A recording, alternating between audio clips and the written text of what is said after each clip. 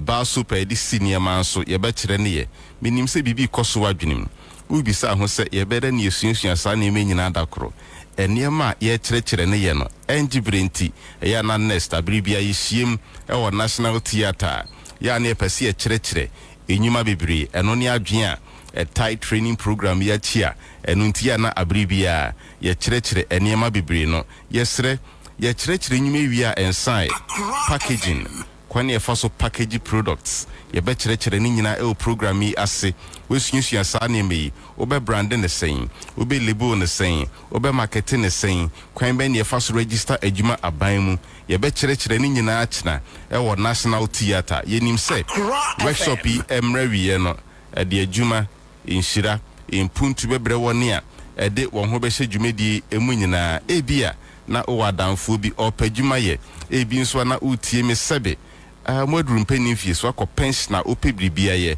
wochina fa woni kire National Theatre na beye moapa bebre no amate next nka so many years ebi ate nka 8 years 5 years 10 years bribinti untimi ma bi da wochina program no enema ye kire no ye nim se beye mfa so pa ma woni a ede won ho be hyemu nyina ye hyiemu a semine ya ye bono round the friend Azuma Blues yin so ye be kire ne ye e wo dwumedi ase emulsion paint, organic fertilizer, organic weedicide, biodigester. Ni nyina ye be kire kwane a ye fa so install no e wo dwumedi ase ya pe agric nimdifo a wo be kire agri businesses biti say grass cutter farming, rabbit farming, kwane ye fa so ye snails, kwane ye fa so ye catfish, any tilapia. Ni nyina enimdifo yi e be kire e wo National Theatre china yesre ebia na sebe o wadanfo bi o taiba won chen o pe 50 cedis 20 cedis 100 cedis buano ontimi nya sen kosi awieye manamra dwumedie bi na ebetimi ayemwa kese e dia mabusunya ene oman washing powder so ye hyiemu a ye be kire ne ye china e wo National Theatre kai se o china ene dwumedie e ba so e wo National Theatre ye be start workshop yi anopa 8 o'clock anopa 8 na dwumedie ashas National Theatre enye yira kwan baby a ubia mepacho o banafo across Central car National Theatre e wono votel ha last stop obia be kire ebi nso na free circle na eba udru circle taxi station na commercial bank abro sign na chi no omulodi eba National Theatre enye yira kwan obia nim ho fa ho hyemu bi na ebeye mo akese amabusua ene omai Robin alcohol so ye be kire ne ye mentholated spirit Tom Brown, cake, bread, ring donut, bull fruit, meat pie, pizza, soya kebab. Minim se obi tie me. O tighten nest. Ye training program hu asem wate hu asem sa unya bre ma bi da. Yesre ochina eye workshop etoso mienu e wa afimu. Enu ntie pese e kire opportunities bebria ebetimi aboa ama woni a ede wo ho be hyemu nyina no ebetimi ayemmoa ayenhyira ede ama won. Ye got on se be kire ne ye Fanta, cola drink, fluffy ice cream, after wash. Die twatwo kura e wo china eniema ye kire ne ye mu no e hair conditioner we nu nyina ye niema ni pehia e wo ye ndada asetenem enu ntu be suasua na sebe adwuma oye no ode ka ho a ebetimi aboa e wo akwan bebre eso yesere registration fee for enyoma ye kire ne ye kira no bibian sign and that's why 200 Ghana cedis 200 Ghana cedis emni bi etwem na beka 2 million eno kwani sikepie wom yesere ochina registration fee no that's why 200 cedis last year na next year program registration no na 350 bribinti ye reduce price no about 200 Ghana cedis ya na enipa bebre no edi next chia che opese oba enso ayisikasem na ye reduce no bi ho no kra bra ko fi last year na registration fee near the 350 yes na ebi no edi chia che program registration no na ye 3 nya bre sebe lorry for the order back ra ho odin ma no na ye reduce no about 200 in what is about 200 cedis I see and I feel we say ni pakopa that's right in him say be yam wa ama woni a ede wo ho be shim bed yesre mo bi anya mobile money okay nyambo ochina oba National Theatre now the registration fee 200 number abetua e wo dwumedie no ase ho a ebia na sebe woyɛ housewife abra bi ebia na sebe woyɛ adwuma opa adwuma bi aka de woyɛ ho bra bi ebia no akɔ pension ebi nso ana wapadwuma che unye bi nye Bra National Theatre chena na bɛyɛ moa pa na yɛsrɛ yɛkyerɛkyerɛ nneɛma wi a ensaye yɛhyɛda yɛ books a procedures on enyuma yɛkyerɛkyerɛ ni nyinaa wɔ mu a ɛno nso yɛbɛkyɛde ama obia book no yɛnto yɛ free handout no yɛnto yɛ free sɛbe obi di makenkan po no de handout no kofi a o ma betimi aboa wo number 1 fa we gu we mu number 2 ye sei number 3 fa we ka we ho o he ka ni nyina mu no ye niema ye be kyerɛkyerɛ ne ye ni nyina handout no ye nton ye free e hye 200 cedis no a o batch na o de beba no emu me pa che o di kan fa number no ansa e bia na o te ka mu kra na o tie me number no bomodi a twro bi o o chena ana so ba kra mpo na o hunu kwan betimi afrɛ na ya bo hwefefe mpa che fa number no number no ye 0244 47 40 93 0244 47 40 93 Pacho truvie ne hu behia echina oba na ebia ohunu kwan pa betimi afre 0244 47 40 93 ya science aye certificates a edi adanse ese obi ba program ibie nyame adomo china participation certificate ne be chamo bia e wodwumedie no aseme pa cho no so ye nton ye free yenton ni nyina hye 200 cedis registration na o ba china o de baba no emu na emum kai se program be start here no pa 8 o'clock o china no pa e wo National Theatre yes science subio se National Theatre nya yira kwan bebia owo bia o ba for Accra Central car na board driver na mane se Oba National Theatre e wo Novotel last stop na so si Tema station nso a o wachiri ho a o fachire obi so bia se Open National Theatre obi abachire e bi nso na ofri circle side na eba udru circle a taxi station na wo commercial bank abro sign na chi no omlodi eba National Theatre enya yira kwan kra obi anim ho nyame yadomo china nopa 8 o'clock na jumedie ahyase ye besia kyerɛkyerɛ ba bi a woni a eba program yi ebenya chemicals ahodo ni nyina bi ato e wo market bebree raw materials ahodo containers gallons kwani e faso market products kwani e faso branded products kwani e faso register adwuma aban ye be kyerɛkyerɛ ni nyina ɛno nso ye nim sɛ bɛyɛ mmoa na ye wi a ye wo videos a e wo pen drive so a eniema ye be kyerɛ ni nyina atwe ni nyina to pen drive ne so a ɛno nso ba National Theatre na ope video ni bi kyina obetimi enye bia ebetimi aboa kai sɛ nyame adomo kyina na skills training program yi ekoso National Theatre fa ho hyemu bi ayemfa so amani pepi onso ba ebetimi ayamwa amabusua ene online bomodia fa ho hyem bi ebia na owo nua bi owo ba bi owo adamfo bi sebe de bi oba won chen be pemwa boa no na kyina omra National Theatre emisuasua ne ye kyire bi na daachi wanfa nya djuma ebremu a the next 5 years the next 10 years eso ebetimi abamfa so amabusua ene oman abra meje mu amopeni no ato aso yi bomodi afa number ne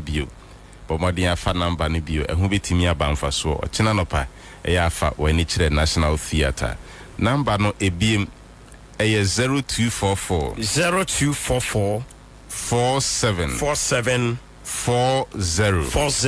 93 bomodi achro mpacho onti bibia senso abetimi afre na yaboa 0244 47 40 93 Messiah Bobio 0244 47 40 93 Pacho ye body chatwo ebia na ontibri biasia obetimi afre ana echina nso oba na ebia ohunu kwan a obetumi afre eye 0244 47 40 93 0244 47 40 93 medasi nyamishra wonso they came and they have made the assessment and they're giving us a comprehensive report of what is happening here.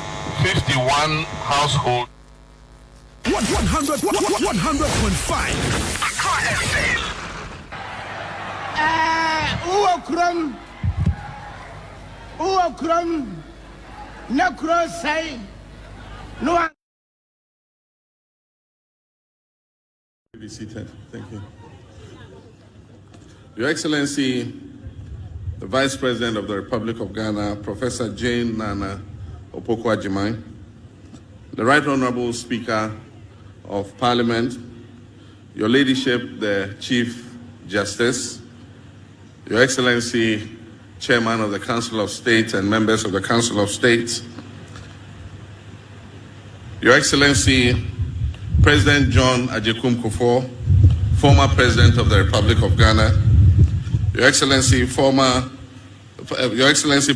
Nana Addo Dankwa Akufo-Addo, former President of the Republic of Ghana, and our special guest, Your Excellency, President Jakaya Kikwete, former President of the United Republic of Tanzania, Ministers of State, Honorable Members of Parliament, Nime, Name, our traditional rulers, religious leaders, our service chiefs, our troops, school children, distinguished guests, ladies and gentlemen, friends of the media, and good people of Ghana.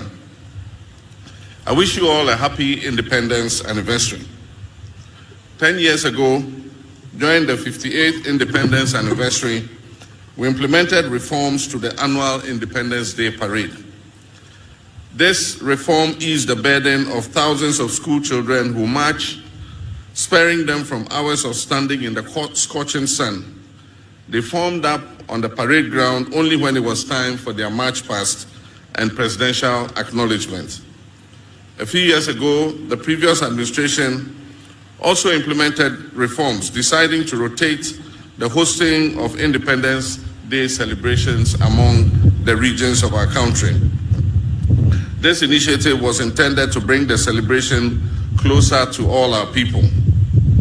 Unfortunately, this year we are constrained not only to interrupt the celebrations rotation amongst the regions, but also to hold it on a scaled-down version here at the forecourt of the presidency instead of the traditional Black Star Square. This is necessary considering the economic crisis our nation is currently experiencing. Large-scale celebrations often come with significant logistical, security, and infrastructure costs, which strain the national budget. By reducing the scale of the event, we wish to demonstrate a commitment to fiscal responsibility and the efficient use of our limited resources. Fiscal prudence has become imperative for navigating the severe economic crisis that has recently confronted our country.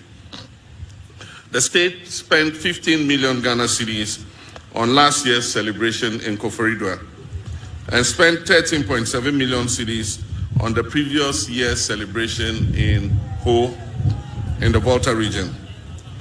This year, we received estimates of at least 20 million Ghana cedis for holding the event at the Independence Square on the same scale as the previous years. In a year when we are calling on all to sacrifice, including workers who have graciously accepted a base pay adjustment far below the rate of inflation, it is unconscionable to spend that kind of money on a few hours of celebration. Today's event would save us 95% of the estimated cost of the event. Nonetheless, this scaled-down celebration does not diminish the importance and significance of this occasion in any way. Ghana's independence is the single most important event in our history, as it sets out us on the path of nationhood. It is even more significant because it lit the flame of independence in sub-Saharan Africa by inspiring other countries yoked to colonial exploitation to seek independence and self-determination. This day must therefore always be commemorated, but when reality calls for a different approach, we must heed it and act accordingly.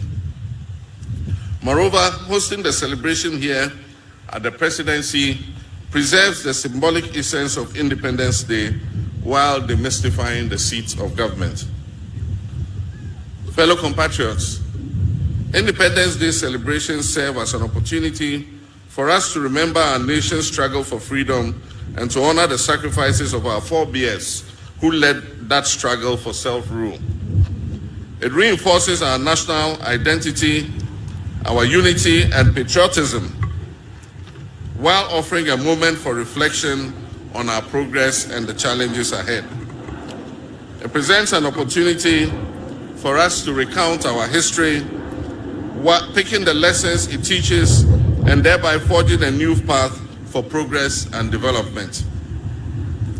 Osagyefo Dr. Kwame Nkrumah, the founder of our nation, envisioned an industrialized, self-reliant Ghana, whose citizens have the highest standard of economic life and the greatest sense of self-esteem rooted in patriotism and Pan-African unity. But on February 24th, 1966, a joint military and police coup d'etat shattered that dream, plunging Ghana into decades of instability and military takeovers. The verdict of history is now loud and clear. Declassified documents from the United States archives reveal that this was a coup inspired and engineered by the CIA. This remains the most regrettable and darkest moment in our nation's history. That moment sparked a series of historical events that have set us back and significantly delayed our attainment of the objectives of nationhood. We have had moments of triumph and moments of anguish. We have now blossomed into a fully fledged democracy with a healthy culture of peaceful power transfers. We must, however, remind ourselves that democratic participation transcends just the act of voting. It is fundamentally about accountability and the security needed to demand it. It is about safeguarding the people's freedoms and rights and fulfilling the promises of socio-economic prosperity enshrined in our founding document. Our history is complex, marked by struggle, resilience, and renewal. But through it all, one truth stands firm. The unbreakable will of the Ghanaian people has ensured that no matter the twists and turns, our democratic spirit endures and our destiny remains in our own hands. While we reflect on our journey, we must also review our standing today. We must assess our economic outlook, education and human resource development, natural resource management, national security, and our governance arrangements. It is essential for us to conduct a thorough review of our healthcare system, agriculture and food security, infrastructure and urban development, and the role of science, technology, and innovation. In this era of green transition, we must recognize our unique circumstance that is a nation rich in natural resources, yet vulnerable to climate change, and we must chart a path that balances sustainability with economic growth. 18 years ago, as we marked our Golden Jubilee, 50 years of independence, we celebrated offshore gas and oil and gas discovery. It was a moment of great optimism, promising a new era of economic transformation and attracting significant investments into Ghana's petroleum sector. However, in recent years, poor choices have stunted our prospects and left us reeling from serious challenges. This stark reality, far from dampening our spirits, must spur us on to strive for rapid development. For if our forebears, armed with far less, did not permit their backs to be broken by a repressive and exploitative colonial administration representing an imperial power, how can we, their progenies, armed with far more, despair in the face of these challenges? Rather than perpetually decrying our failures, every anniversary of our independence must present an opportunity for us to account for the legacy we are building for our next generation. We of this generation are merely custodians of this country and resources. They are entrusted to us to manage them wisely today for the generation of tomorrow. These independence anniversaries must therefore be a moment of reflection, not on what we have done for ourselves, but on how well we have stewarded national assets for those we will hand them over to in the future. Our story cannot be one of missed opportunities. It must be one of continued effort to achieve far more than we can boast of now. Posterity will not accept our failures or take them kindly. As President, I'm committed to providing the bold leadership and the clarity of vision that is needed to navigate the turbulent economic waters we are sailing in currently, while safeguarding our future. Discussions about our independence often highlight our reliance on imports, on donor aid, and IMF bailouts as signs of continued dependence. This reminder is repeated so often that while undeniably real, it risks becoming a cliché. Yet the entire efficacy of this reminder lies not in just repeating it, but in our willingness to take decisive action. Actions that will break the chain of dependency, not just the empty rhetoric of an Africa that is beyond aid. Proclaiming self-reliance while marching straight back to the donors, into the hands of the donor agencies, begging bowl in hand, is really meaningless. To break this cycle of dependence and reset our economy, my administration is formulating policies based on fiscal discipline and living within our means. We're striving to expand our economy to yield prosperity for all. And to do this, we must look within and make sure that we are raising revenue domestically. This administration is working to implement the 24-hour economy program to ensure that our economy never goes to sleep. This will allow us to create the necessary job expansion, boost productivity, increase our exports capacity and trade footprint, and also reduce our dependence on foreign aid. The US $10 billion Big Push initiative will also modernize our infrastructure. It will create jobs. It will stimulate local industry, ensuring that our development is driven from within rather than funded from outside. Agriculture remains our biggest opportunity to reduce import dependence. With over $2 billion spent annually on food imports, the Agriculture for Economic Transformation agenda is structured to strengthen local agribusiness and ensure food security. The Feed Ghana program will drive mass food production and stabilize food prices.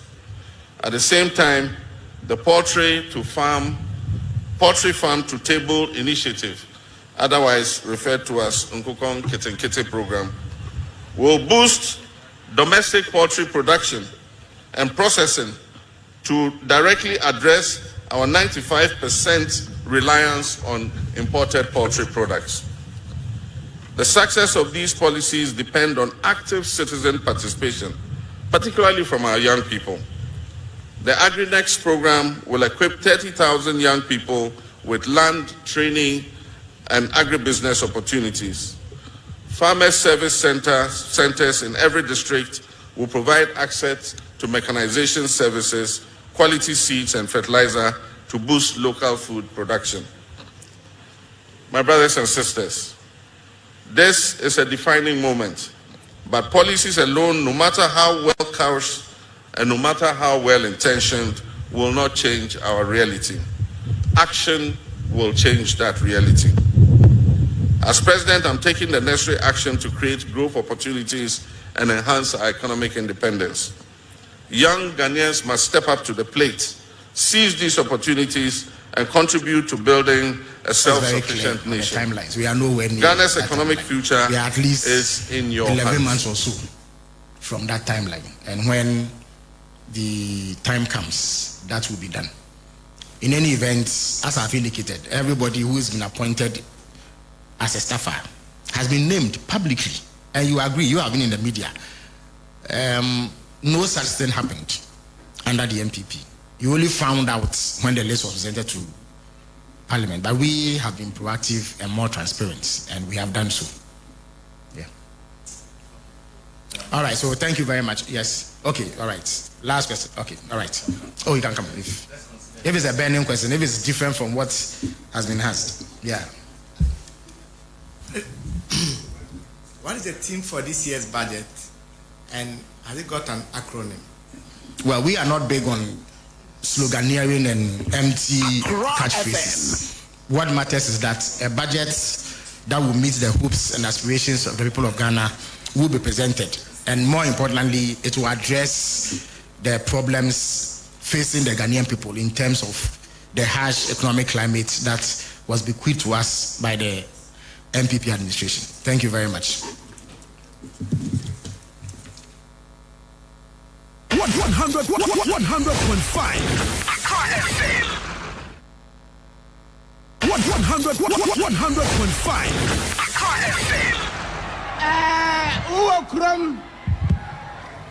Uokrum, Nakro say, no one can. The Constitution has provided a stable framework for governance and delivered the most extended period of constitutional democracy in our nation's history. However, like any enduring legal and political framework, it has flaws and loopholes. Recognizing the need for refinement, the late President John Evans Atta Mills initiated a constitutional review process in 2010, leading to the establishment of the Constitutional Review Commission. But policies alone, the previous administration of Nana Addo Dankwa Akufo-Addo also undertook some constitutional review. Will change that reality. Considering evolving national and global dynamics, I have constituted a new review committee to undertake a comprehensive and inclusive reassessment of our constitution. This endeavor is essential as the strength of our democracy, the integrity of our constitutional order, and the rule of law requires continuous renewal. We must not allow weaknesses in our governance framework to fester until they threaten national stability. Instead, we must take proactive steps to reinforce the very foundation of our democracy.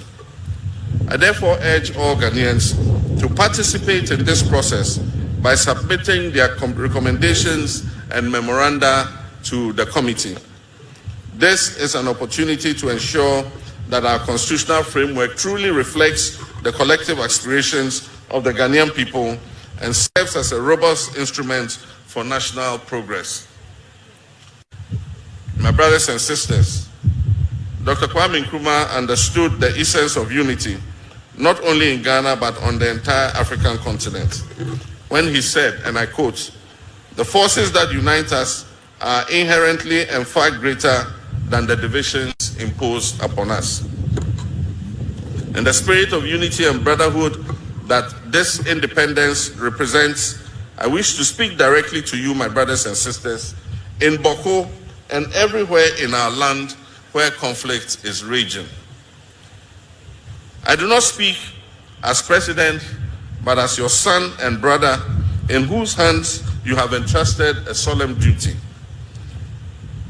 The people of Boko and other areas, it is time for lasting peace to prevail.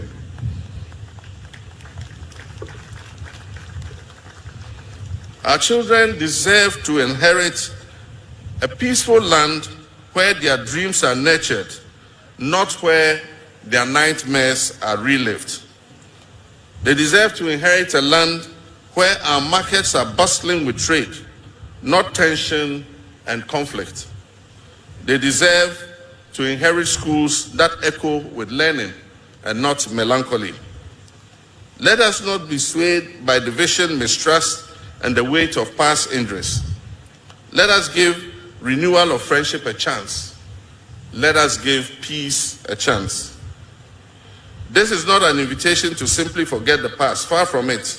It is an invitation to live above it. Fellow countrymen and women, 2 years from now, our dear nation Ghana will celebrate its 70th anniversary of independence. This is our moment in history. We have endured trials, we faced challenges, and carried the burden of our struggles, but we have never given up. Through every storm and shadow, we have kept the flame of hope alive. And now at this critical juncture, we must rise with courage, determination, and unwavering belief that a brighter future is just within our grasp. Let us reflect on the great movements that have transformed the world, the movements that have liberated us from the bonds of colonialism, and the voices that shaped our path to democratic rule. Before these, people thought it was impossible. It is not impossible for us to create a better life for our people. It was ordinary people, workers, dreamers, farmers, students, the young and the old, who refused to accept the way things were. They marched, they spoke out, they struggled, and eventually they prevailed. From African liberation movements to the fight for civil rights, from the pursuit of democracy to the battle against poverty and inequality, one lesson stands clear. When people unite with a common purpose, nothing can stand in their way. As I said before Parliament, we shall live the dreams of our forebears in our lifetime. This is not just a promise, it is a call to action. Let this be our mission to rise above fear, to silence the voices of doubt, and to harness the strength within us to create a future that is fair, that is prosperous, and that is inclusive. Let us move forward together side by side, knowing that every sacrifice we make today will prepare the way for generations yet to come. I thank you very much, my fellow countrymen and women, and I wish you all a happy Independence Day. Your Excellencies, distinguished guests, ladies and gentlemen, that was the 68th Independence Anniversary Address by the President. Be seated. Thank you. Your Excellency, the Vice President of the Republic of Ghana, Professor Jane Nana Opoku-Agyeman, the Right Honorable Speaker of Parliament, Your Ladyship, the Chief Justice, Your Excellency. They came and they have made the assessment and they're giving us a comprehensive report of what is happening here. 51 households have been affected and 300 people have been displaced. And 80 meters of the coastline has been washed away. Now, when Chief was speaking, he touched on what the issue is. We started a sea defense project called Blekusu Phase 1. The feasibility study was also done for Blekusu Phase 2. And the understanding was that when the contractor finishes Phase 1, he will continue with Phase 2. Unfortunately, that didn't happen. So the project ended at Phase 1. Government did not provide funding to continue Phase 2. Phase 2 would have covered Akaveji, Salakope, Adina, and Amotino. And so that basically is the problem. The feasibility study is ready, the design is ready. We just have to allocate the funding so that the project will start. Happily, the Finance Minister next week is going to present the budget. So I'm going to ask the Finance Minister to include funding to start Phase 2 of the Blekusu Sea Defense Project. Before we came here, we went to the resettlement project that I believe or I've heard is being financed by Ghana Gas. I don't think the project was well thought through. The work is shoddy, and even the area where the resettlement is being built is a flood area. And so if it floods, it will affect those buildings too. And so those buildings are not fit for purpose. There are two things we need to do. Start the building of the Phase 2 of the defense wall, but at the same time, resettle those whose houses have been affected. In the meantime, to alleviate the plight of those who have been affected, we brought some items to be distributed to those who have been displaced. The items are from 3 sources.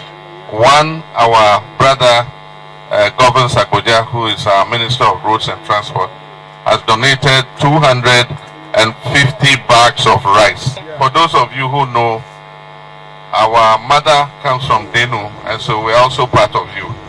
And so my younger brother, who is the MD for Engineers and Planners, has also given 100,000 CDs. They came and they have made the assessment and they're giving us a comprehensive report of what is happening here. 51 households have been affected and 300 people have been displaced. and 80 meters of the coastline has been washed away. Now, when Chief was speaking, he touched on what the issue is. We started a sea defense project called Blekusu Phase 1. The feasibility study was also done for Blekusu Phase 2, and the understanding was that when the contractor finishes Phase 1, he will continue with Phase 2.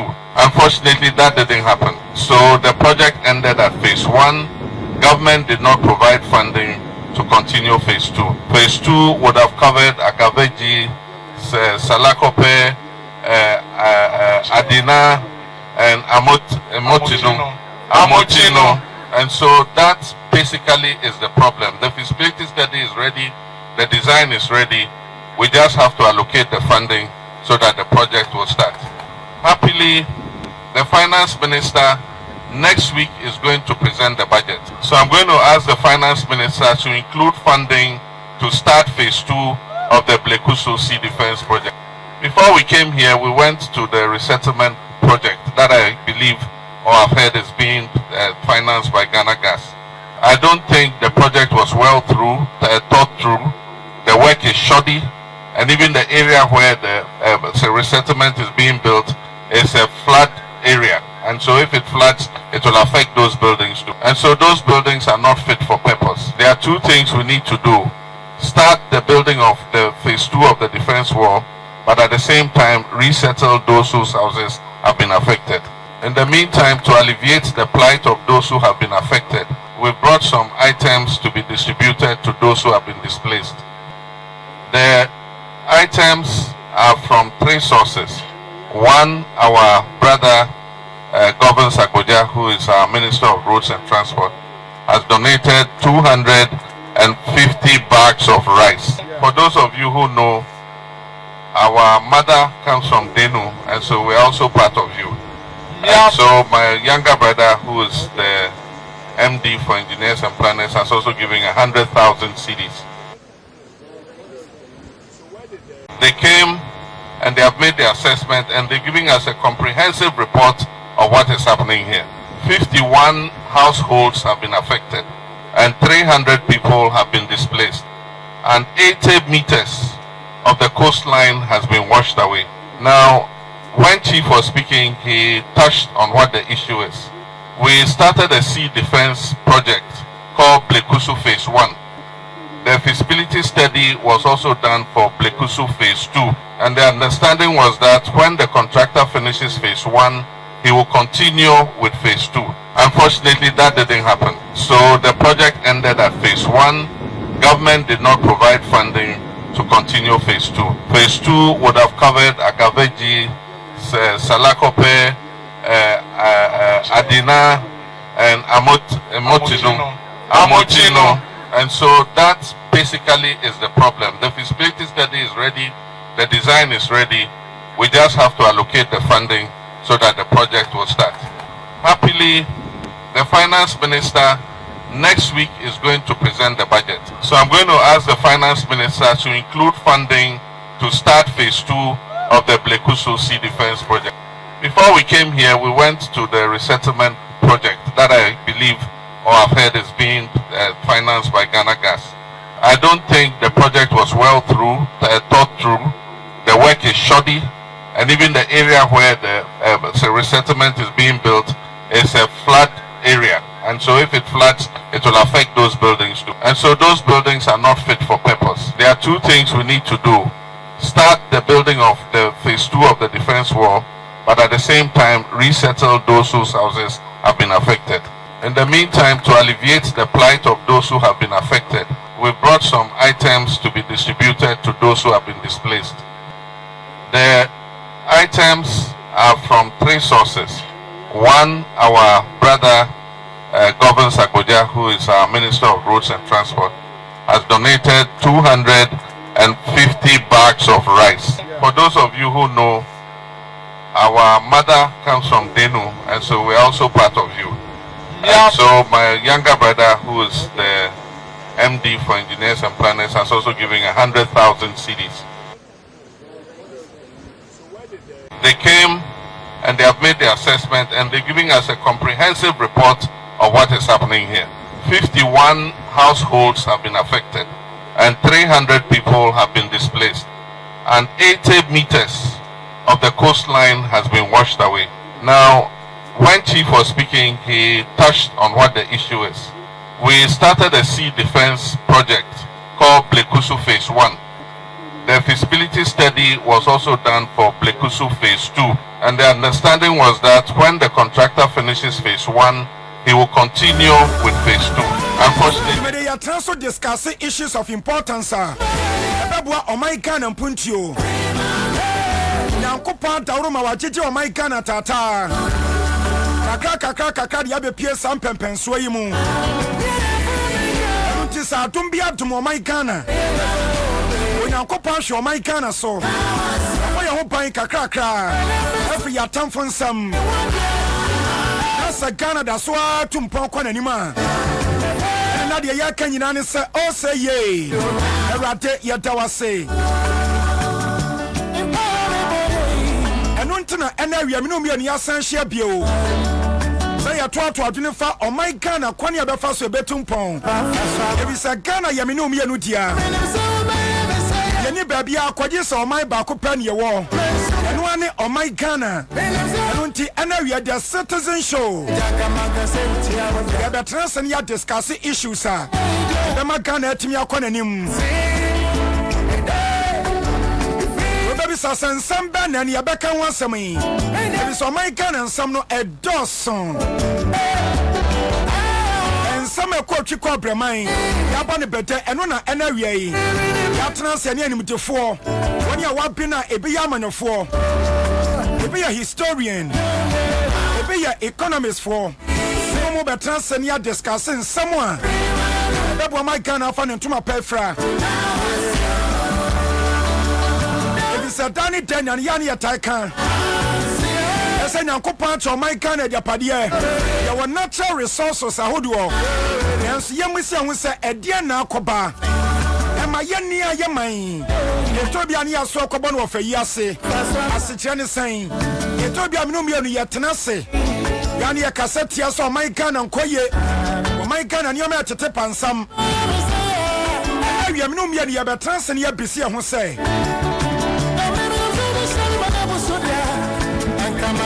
Yanya mano ebasa. Yani sorry a year cancer when if I Ghana home.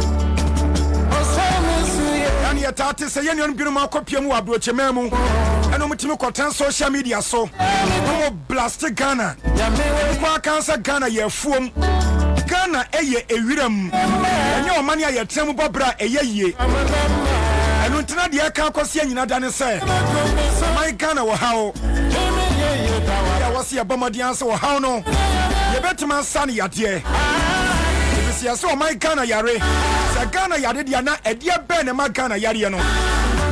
Yadia Bay and I call my Ghana. I'm on my Ghana Yadie. And running Uncle Podia to my Ghana and fear 68 years.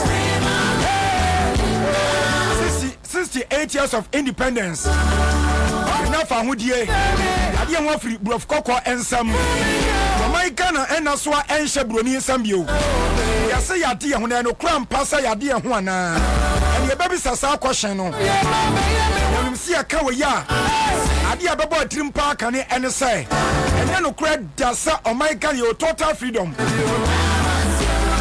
Identity and Yenny total freedom. And our total liberation. Kaisa Dr. Kwame Nkrumah. Wapania with the big sex and him. Oh my God, you see a dear who free Boni Coco and some. One Kasanka so a kind.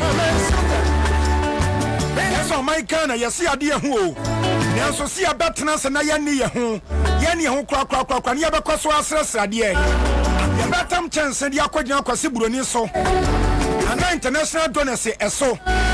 Ya pe emwade ya firi wo nsam no na edie na chasa yade ho ampa na wiam no mienu ye bedim komo ye bia ho matofo na tom ya bisa say wo my Ghana 68 years ya ese yade ho firi broni ensam no eye no kre eyam pasa ye total freedom ye total liberation mu ana se enti sadia edie na ese ye kwan 68 years of independence. that's what that says idea free kwasi broni nsam samino mi nyina ya adwene sai ye kwakra mo edi free obi man so sika twetwe dia ye tam edi ko obi man so kwakra mo edi ba o man kan munya senketwa edi be na ba na emo keke Ghana yentimi no bi yentimi process bie na ye ne so yentimi consume ye mo kasa sika na yere kwakra sa emo no edi ba Ghana no nka yentimi fanya de pa bi ya tosu mienu nso enkukọ funu eno nso ya kra na sika ya tam de kwakra sa enkukọ funu ni bo man kan mu no nya sanketo sika ne so kasi ye bodi ade be chen ya adenti ana Ghana enya mfia di osi anwatwe 68 years that's what ABC di muyi that's what kwakra enkukọ funu that's what depend ewo abrofo so mo pe anomo yama yen empo yangu mesuampo education eno so se hwede esiti a eno so tesan abrofo na da so awia ya dwene yan kasa de na betima ye yangu mesuampo fa ntoma pefra enso afibia na yase Ghana nya independence anu ti ya hyehofa ene eduru so ane akotwa prusei na ye nkwada yi eteteto match pass ase awia ehia nya sanketwa eka ya de abrofo nya senketwa ye ko amefo eba ye no ajesu sanso na tesan kon ben ye befa so abrofo yi so ma ka to me se ene de eye ana afei aye yie enu ntina sa na te de a na ewo se mutimi ja ye kra na ye ni ankasa natural resources ya ye wo no yatimi utilize no Abuama Ghana etumpon endi saban fufure ba ye no na atontro mani mahama Ghana mapani na wo kan sa ebra na son ebra na nya son esa yani ankasa letimi ya the offense domestication ni say yenuane a yani abadu aduane ni adi enkukọ funu so a ye beja akra emum kokọ nketenkete an ye bamomade nse yani abetima initiate sa process no na ebedu brebi yankra akukọ funu bio emfa magana ha abusia dmadi bebre na na ekoso ene wo ekasa yera Felix kwati ofosu wo wakasa de ma ban no obani kase ne eguso a wo kasa empo no sisi ne so ya eya live de wo kanya ne say yera John Dramani Mahama ya wo ya mampani no oni cabinet akwa hyiam amomu hyiam wie de aba eche no de hunsam etudwa ya wo kan bi ene say wo hye NPP abantata na dan kwakufado wo dano wo die nim sama mampani no se nipa pepia nkoma nipa bebre no wata ana dugu na ban mu se wa ka political appointees a wo fa won ma ya 336 nipa we ana wo sesa wo mu dugu na ban mu dibre am nyina ne etu o ka nyina ne abom ho ka ti wanyina aka bi na ma na ban no e ka twetwe de to ode ma o man Ghana NDC abani a waso sese no de nipa wo fam do ma ya adwuma no eye kakra bi a chese sa e ka twetwe de wanyina no nya de sa ba we wo ba bebo bie se Ewura Mahama na ba no dwene Ghana ade hye ho abusia nsam de waka bebre wonim sa Ewura Abdullahi Jinapo no se so for sure my Ghana ho de ni aso energy minister no so kan sa sadia yisiji some abba binimo kase beyanka yenton any privatization enya dia sa aba we ebehwe ama sane mo netimi akoso ko sese ayi ankrankra beba mu a privatization ebema dia be nyina ta ene say amani sha ebewo mu no enko ba se eno be ketewa bi wona na akwa ba se ankrankra dia na kodoso ebewi ase no ankrankra de nsabe to so a wo pen wo beye emfa so twitwi de ne be kwa ankrankra ho abanu benya ketewa bi basa entumi emwa Ewura Abdullahi Jinapo na sama wo kan no abusian samne de doso ena we ya transe the citizen shows ye ba beji nkomo etimi so de meka to nyinata ene say fo adwenche no ebra ye be bi o matofo na tum na wacha wadwen Facebook nso ye live enu ti asha se de ne asha se ye kɔ ye the pictures videos any the person who nyinata e wodwumadie so ye de beto na so atima wo de ekɔ so enu nti no abusie emo akoma ha minum ye no ena eba be dwumadie media no odi asempa Kwame Apoma Mensa me se bomadi abra Facebook no ye biatum ye Accra 100.5 FM Accra 100.5 FM be biata e social media so no ye krato e wo hono mo ye ne mpanufo be di nkomo ono mu de omo ka bia e wo mu aba mu anoti abusia ye bia matofo na atom sisi ampasam di kan je wadwen kire no Pasa me jiwa dwen channel. Aya 0302 208 0302 208 090 0302 208 090 Bomadi afa dwen channel bra. Bomai Ghana yesi anyamfie aduosia enwotwe. Ya hye ho efa eno nte no. Ni sa wo say sa fasha ye hye ye. Ne hu yampo say ye bedi sa Independence Day we. We are see a best celebrity sa afashe. I will share a different bra ya day home. If you bring Coco and some bapum and no. Now I found with ye. And I said at the same.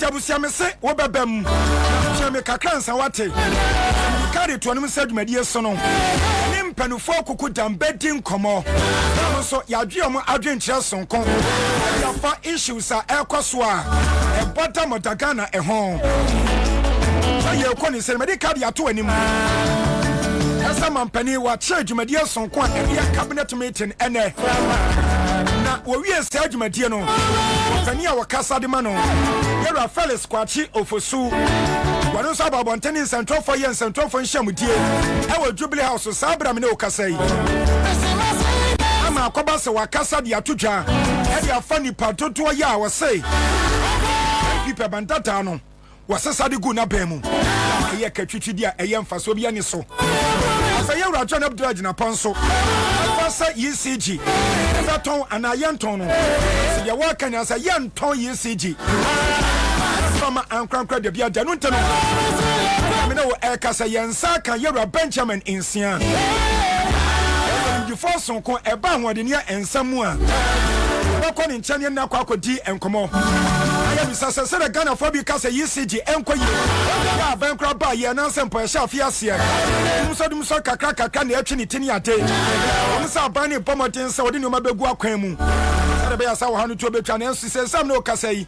Ghana this year no complain. Enti adenti na hu hia say enka yisi dia fama nkranko no mesum. Yankwa homa eso na Yera Benjamin ensia waba homa eso dia ne nkwadi nkomo na yanyina adwenkyere e wo ho apani se woti enka citizen shows ni Accra 100.5 FM yamu akwaba. Yera Benjamin se woti enka. Abanika se woti enka na wie. Oh yanhwe se na homa na atotomu ana Yera akwaba. Ya minua. Bibia bokode se bibia bokode a yemisa se de ekoso eni ebre a cabinet meeting ekọ na wie ye amampani wono a na eche ye no empanufo ahyase yomo eba abanten be kasa yomo ye abamu mpanufo nipa wodi kan wakase Yera Jonjina pode wo kan se ewom se ekatwitwidie eda ECG ehonom afenuma bebenu na ejensa ba mu ewo ECG adwumani mu emena me no kasa Ghana de hye bi no ka mo prese enka ba yanka de akwadie yema ankrankra emrem na no na Yera Jonjina poche se yanton ECG emfama ankrankra sansam opani ne eka no ohuni san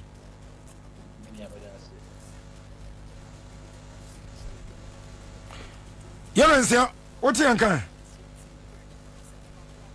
ahumano eni emwa yen ahumano eni mwanti yegusua ye toto enioma ye hwese enioma betuto mu ede ama yen na yɛtumi ɛne no adi nkɔmmɔ sɛ bibia bɛkɔ yie anaasɛ sɛn ana ɛsiti yɛwura bɛnyɛ wote yɛnka yo sɛ wote yɛnka deɛ deɛ yɛka nie wogye ne sɛn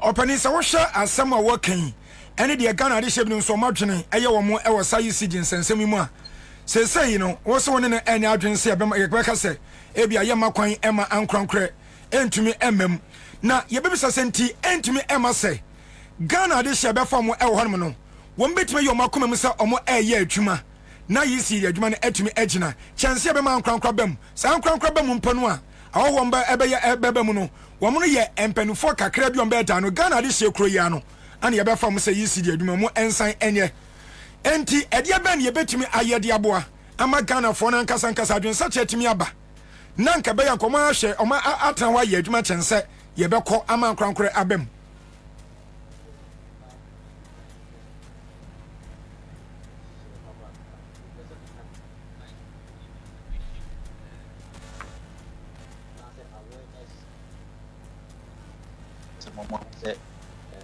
Privatization is not a bad thing.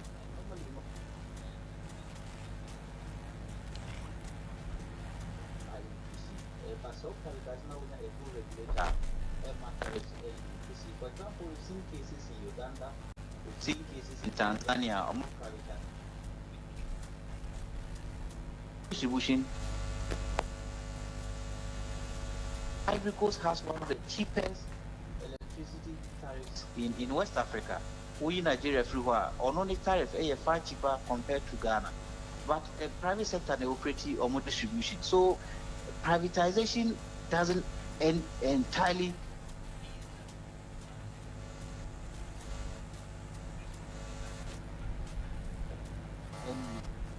that's first. Now second part is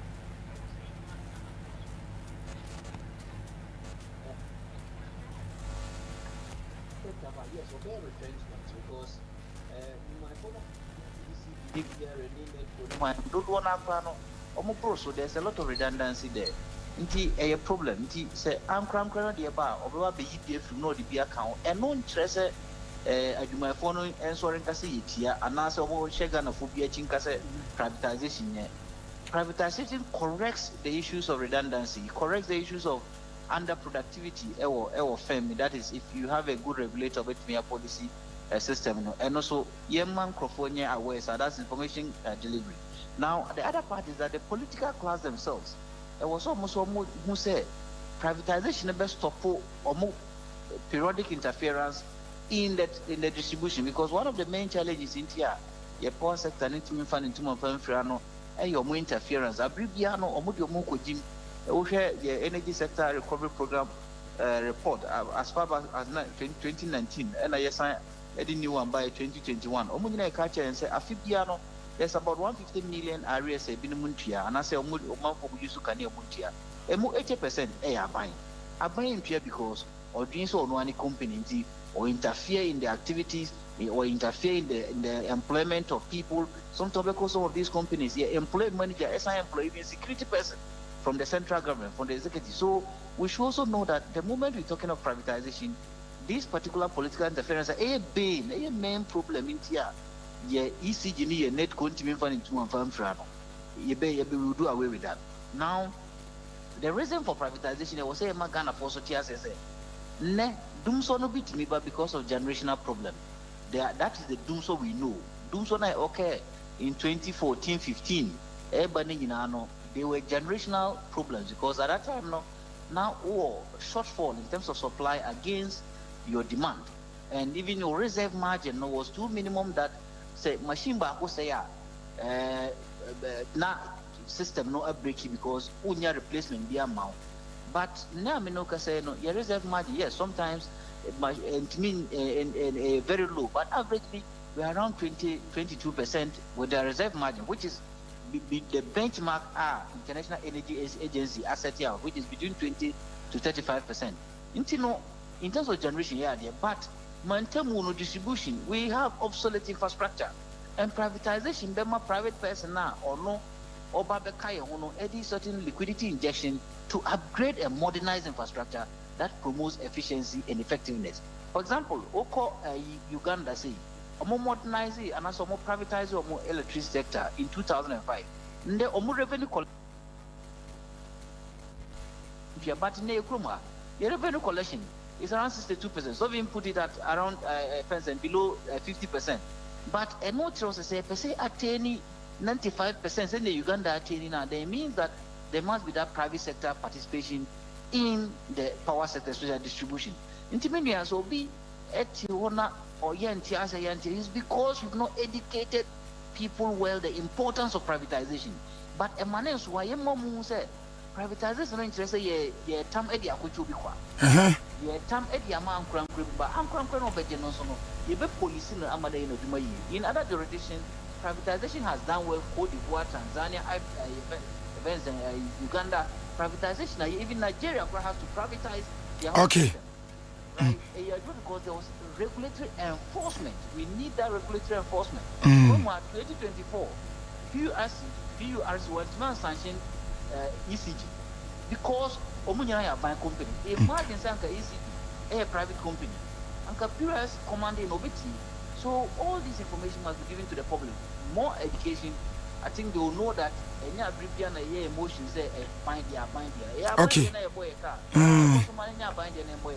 Enti opani said waka na eho behia say ye ne sam na ye nhwe ne sei se amene wo ka sei wo ha no de adani a enya bampen fogu so ya wono mo epe kwane ya fa so betima sa no na yewra Abdullah na pasa kasa fa se timetable wate se nkofo prese dumuso no ekoso e o me ahodo enti nka yanka yemfa timetable emra wo se yemfa timetable emma ebiso ndo hu ne se we no eni wa ha bia yebeka se ebekọ ache no ntia wo se yade ehwo timetable ebe no so hu ne sen. Yes, in America say recently dumuso na ekoso no it might not probably due to generation. As an audit timetable, one, it was so rare or shortfall. How higher or shortfall, no, because a shortfall, so or supply of power, no, against your demand, no, variance, the margin, the esokesiana, na eso kese a ebe cover area do be saying and as a Ghana man tem do say na betima cover in terms of your ability to supply the power what we know you so ebedi na ansana what me restore the shortfall what the ekosunde ya it's not because we have huge shortfalls. Yes, we might have huge shortfalls because of lack of emergency fuel to power some of the combined powers. But in the what will up above the street or feeding in natural gas to some of the thermal plants now or using natural gas. So that problem of generation shortfall it has been resolved. Now the second part is that the enrichment we have done say a kitwa beer,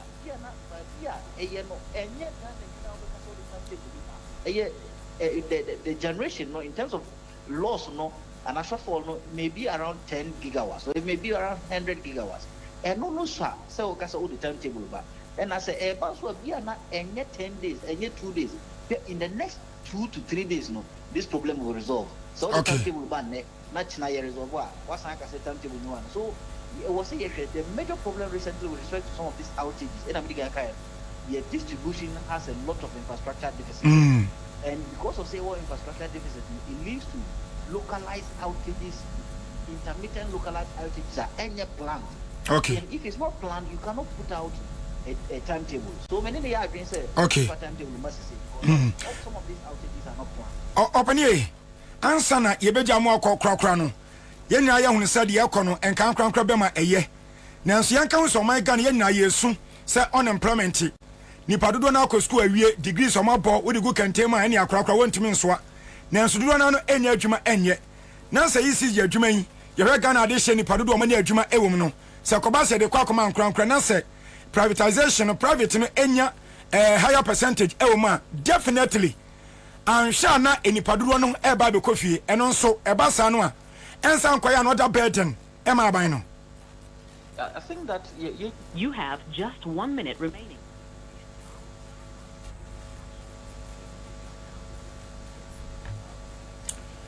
Hello, your friends. I'm say Ahmano or did you kakra kanade? Never say yen sabi to me akan one ananka. Question hear me papa. He said Ghana yenina yenim de e koso. Eja Yoram Hama ba ye. And on to ba kwa wo tu. Ene so beboa nanka eja nipa dodo na adwuma ye. Edi say ECG yes ye kwa koma nkran. So na no so anhwa edi asem beba wo. Eno nti no ofra ho no so.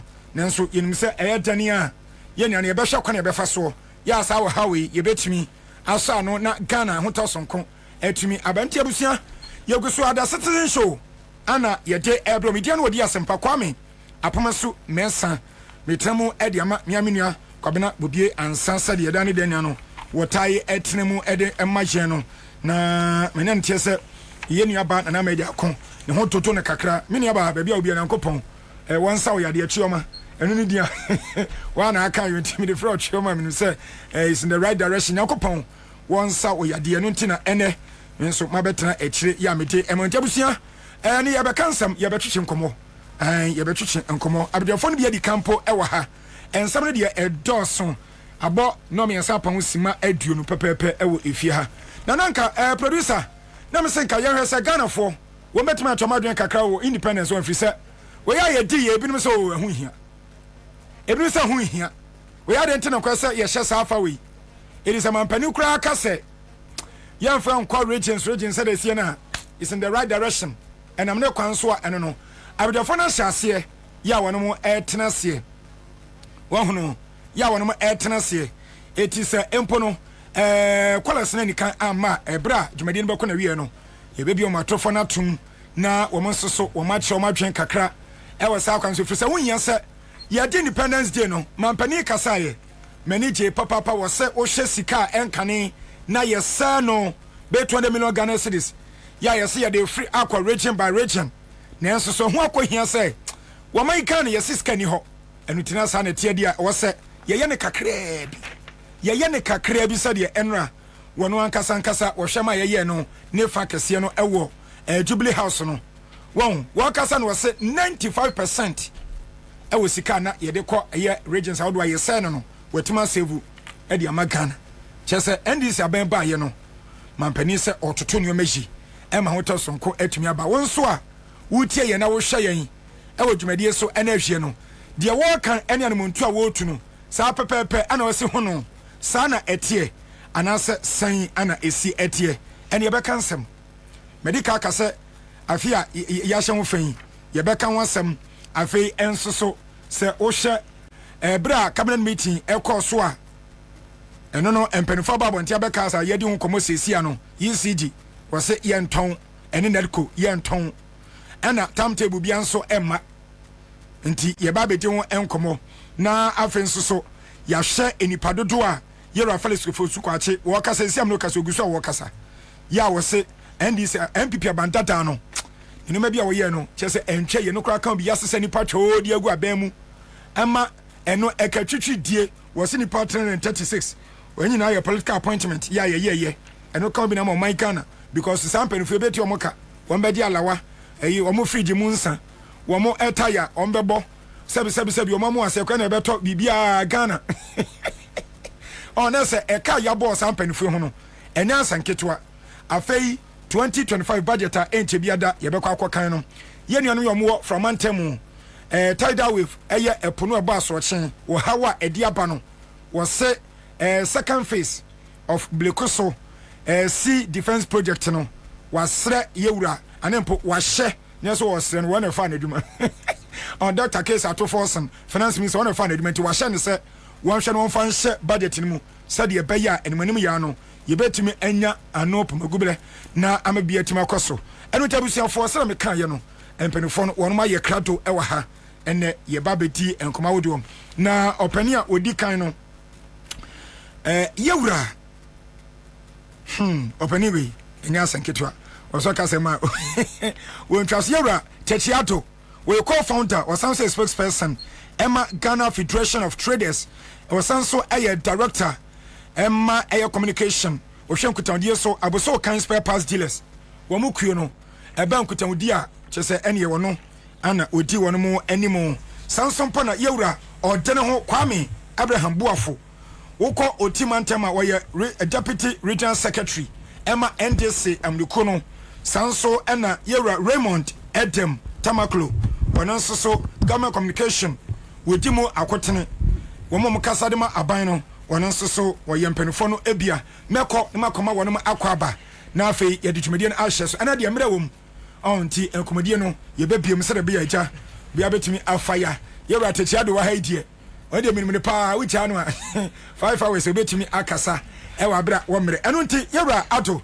ma mema wakwaba na mimisasa wo ho etesen ene ahwie odi odi ja obese divan selection aka idea gidi se me ho ye ozana pa no be fa kakra na ja itino be aboko aja Ghana for na ye don wase okay be aboko o da Ghana for ase oh yes e wade ho me da Ghana for ase esan se ekoto aba last year na wo hwe Ghana for a omo pie ba bontin vote a de bia me ka se vote na NDC nyaaye no okay omo call vote ni de na ese omo nya ba ne omo be win election no eye John Dramani Mahama okay wo hwe vote na dodo no I think say 2 million vote e call because of John Mahama yeah the personality enye NDC political party okay NDC for the no ho ba John Mahama de so ebe ka ho okay because wo hwe Abrikman Central 2020 election no MPP nya 47,000 NDC nya 47,000 okay 2024 the NDC MPP de no to ba 37,000 bisa won say sa ne free so no e kwanye fa me da se twentwan so ma me honam ana me kam kasa mi jawa obekasa made ache afei yewura Raymond Edem Tamaklo opani nyama akwaba yo mi joso na bia boko de bia boko na also ya nyame atum bia free boko de o bia boko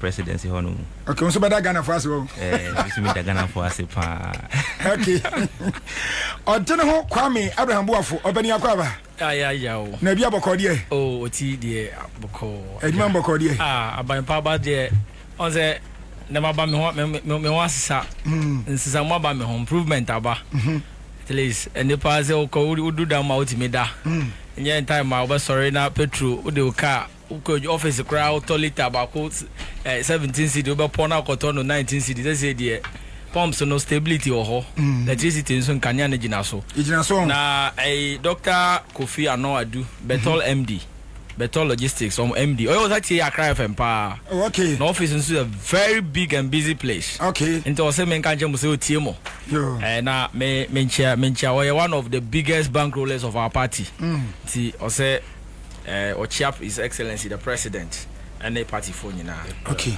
okay yen so ye da se pass ono so de bia do tie empenfo kokudam tie se adwumadi enya asenketwa eno ntina che se ye beka ne se munyina ye bom abaso na yakoso adamase aka no se monkoso ntie evi se dwumadi yi ewo ho se ebeboa na Ghana yetuma chichi ni ye na we de ensam no se edamanu adeja medical board so a enra yakopon di atom Ghana ye ne 68 years ya enya asenketwa ya shefen wahu nyoma bebre ne koso mampani kasaye especially se wose nyame aboa ma sika ne yese no enkane ye de free ha ye de ko ha ni nyina no eso ate ya be se 5% pempo ana enu ne yeske be kase ye yusu ye 95% de yetuma sevu e de ama oman no afenso kura no safi afahye ya ye die no ehu hiampo senka wose ye koso ane ye die na ye ha ba bia Ghana ye free no ba bia ya ba bedu ya kwa yanim ana ye nko yanim emfaso abaso ma yesi ne independence ana etise mama nhyase mfiri so yero atetiado mama asimedu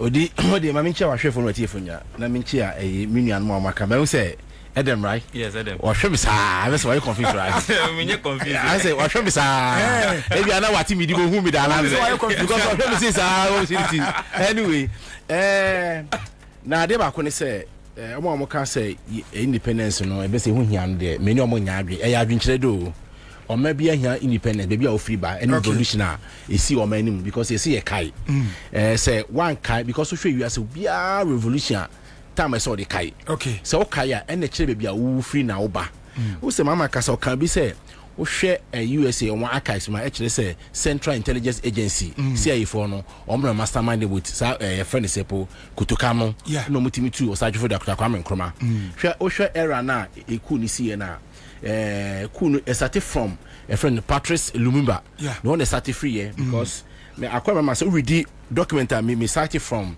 Belgium for o ma can say me read document na che say o ma no say o man 4 years say the whole ne baby o free nya no Congo nyina no obede obe nyina asphalt e ma man nya odi 4 years nti o mu say there bi obi otimi ka che no sign contract no we say no offer 75% no more 25% ye na say there bi so no more 30 no offer 70 mo say there bi wo hwe Olympio Togo dey say buy no o say every household bia no obeso obeodi 6 members of family as a millionaire e wo Togo enti say import duty no e ba we Togo lisini a untu ahwe we yin free no dey omo dey free amane ba no omo tua duty ni nyama ampene osaje fuda kwa mumdi bisi no so say oh yes simple say me your man say Africa you say Africa you united na aja ye nyina bibia resource nya free nya kambom na man ye ba ko ankwisi aga wo hwe Tafa Baliwa enam dia zikwe Nigeria say no almost the same thing it wo hwe embofo ni sia yefo na how our mastermind ye na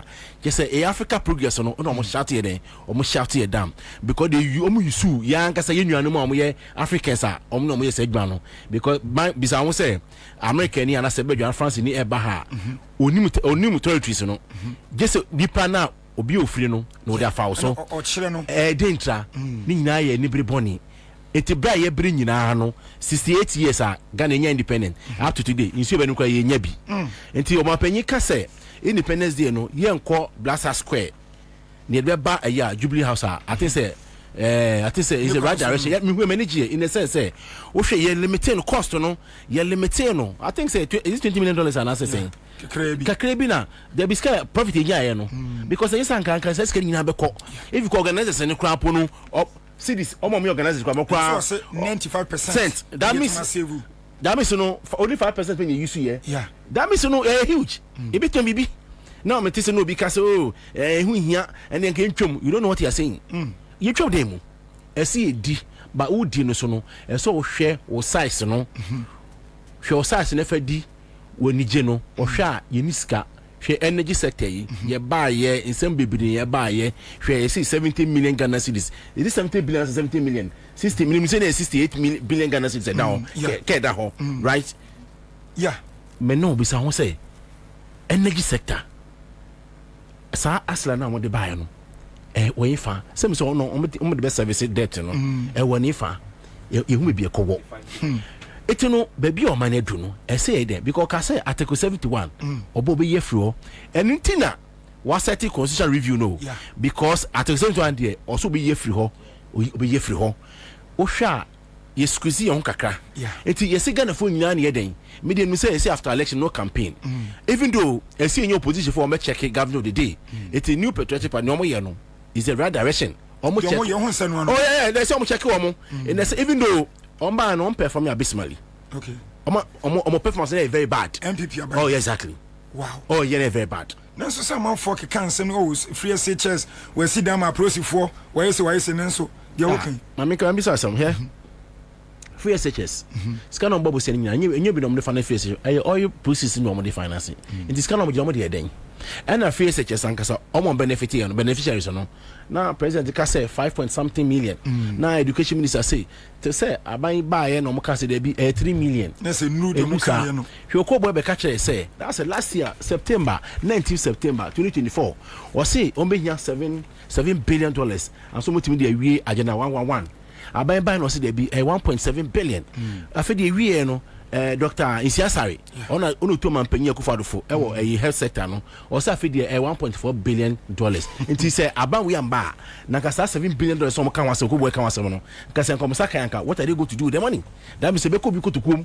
about say 1.7 billion so I say to hwe ni me bebre ho a na aban we enkoso o ba ye dollar from 3 cities 97 pesos me say they be ameka say NDC communicate so me no more problem no me catch them say mo communicate mo sure say mo kan kura no me say 4th May 2016 dollar na 3 cities 72 pesos ye called abani you know call 3 cities 97 pesos na 4 cities 4 cities whereby ya ye hand over ma e ma na dan ko take over no e na call 4 cities and call 20 pesos o ho no na yemu BTC ma ehun sem ba ye no so I say ene kwa kodu 70 cities who say na sa dollar number 8 cities okay eba for be do cities yeah oh yeah be 8 cities you see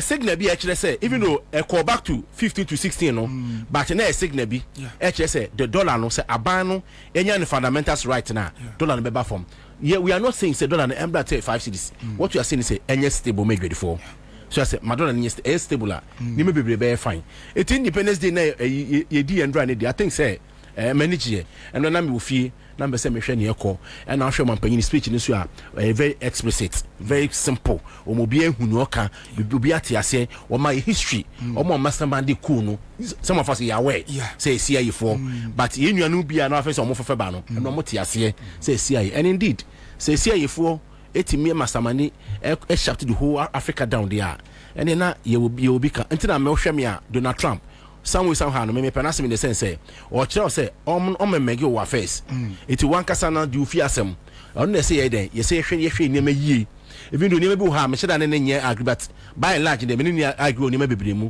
of course Africa you 88 Ghana you 88 resources ye dey dey hwe onu say mobile phone Roma say dey mobile phone ye no e friend say Congo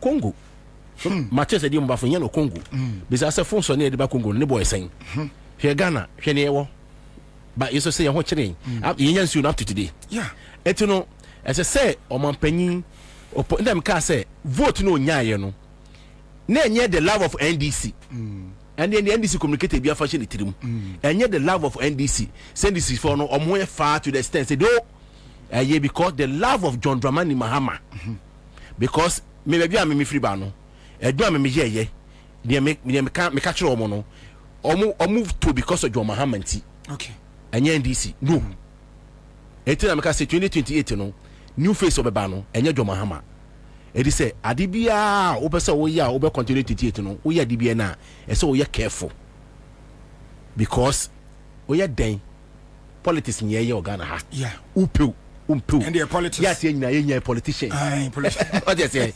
A 24, you're a politician. Because many neutral. So you know me that I'm neutral. Made them neutral. I made them neutral. Oh, baby, original. No, of course, me neutral. There be. If he Baumia, when we say neutral, because some catch him straight say, when we say me voted here, Nisanka, and I'm say yes. Me neutral. Oh, no, name.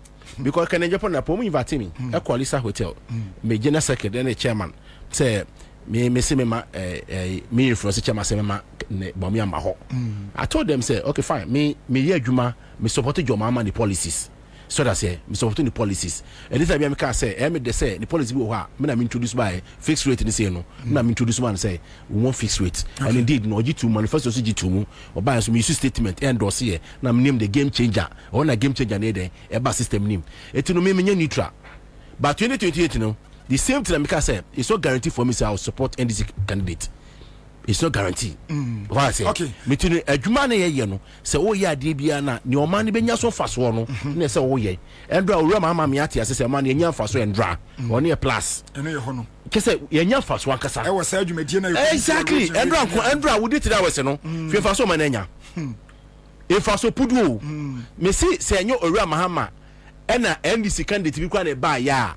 Onko no kwanko onye ne mama ye onko beka so yendi ni saa na sika kese ne kwa na ekọ etina was save sika de ama oman no nanso ye hwe se de oka ye se bia obi yakwada first no ka school for nyina kotwa purusen na nka mani pa no so wa fili ade ne se as ye ka independence an say anatie ne ye ne nyina wo Jubilee House na ye ye kakra bi e wo other areas na no saa no e beda na obi ono osua watimi anya feel no na feso sua bibia so anko TV so a ebeden na watimi na saa so na tam na ye ko school no ye mimi ko school Greater Accra saa tam so ye ko Independence Square ye twahwe ni collapse ne dia akoto hospital meboa ana mkra me twahwe bi pai meboa mkra me hwe ase eti this time no o say me ma mi school for kwa ni twahwe biom mi sa ma o ma ne moka biom eti mpese mi yisa de nya afiri ho obu first of all ko hoda okay o embassy be small gave your area mon onko hoda bendo ko ma che ko ban no o se ma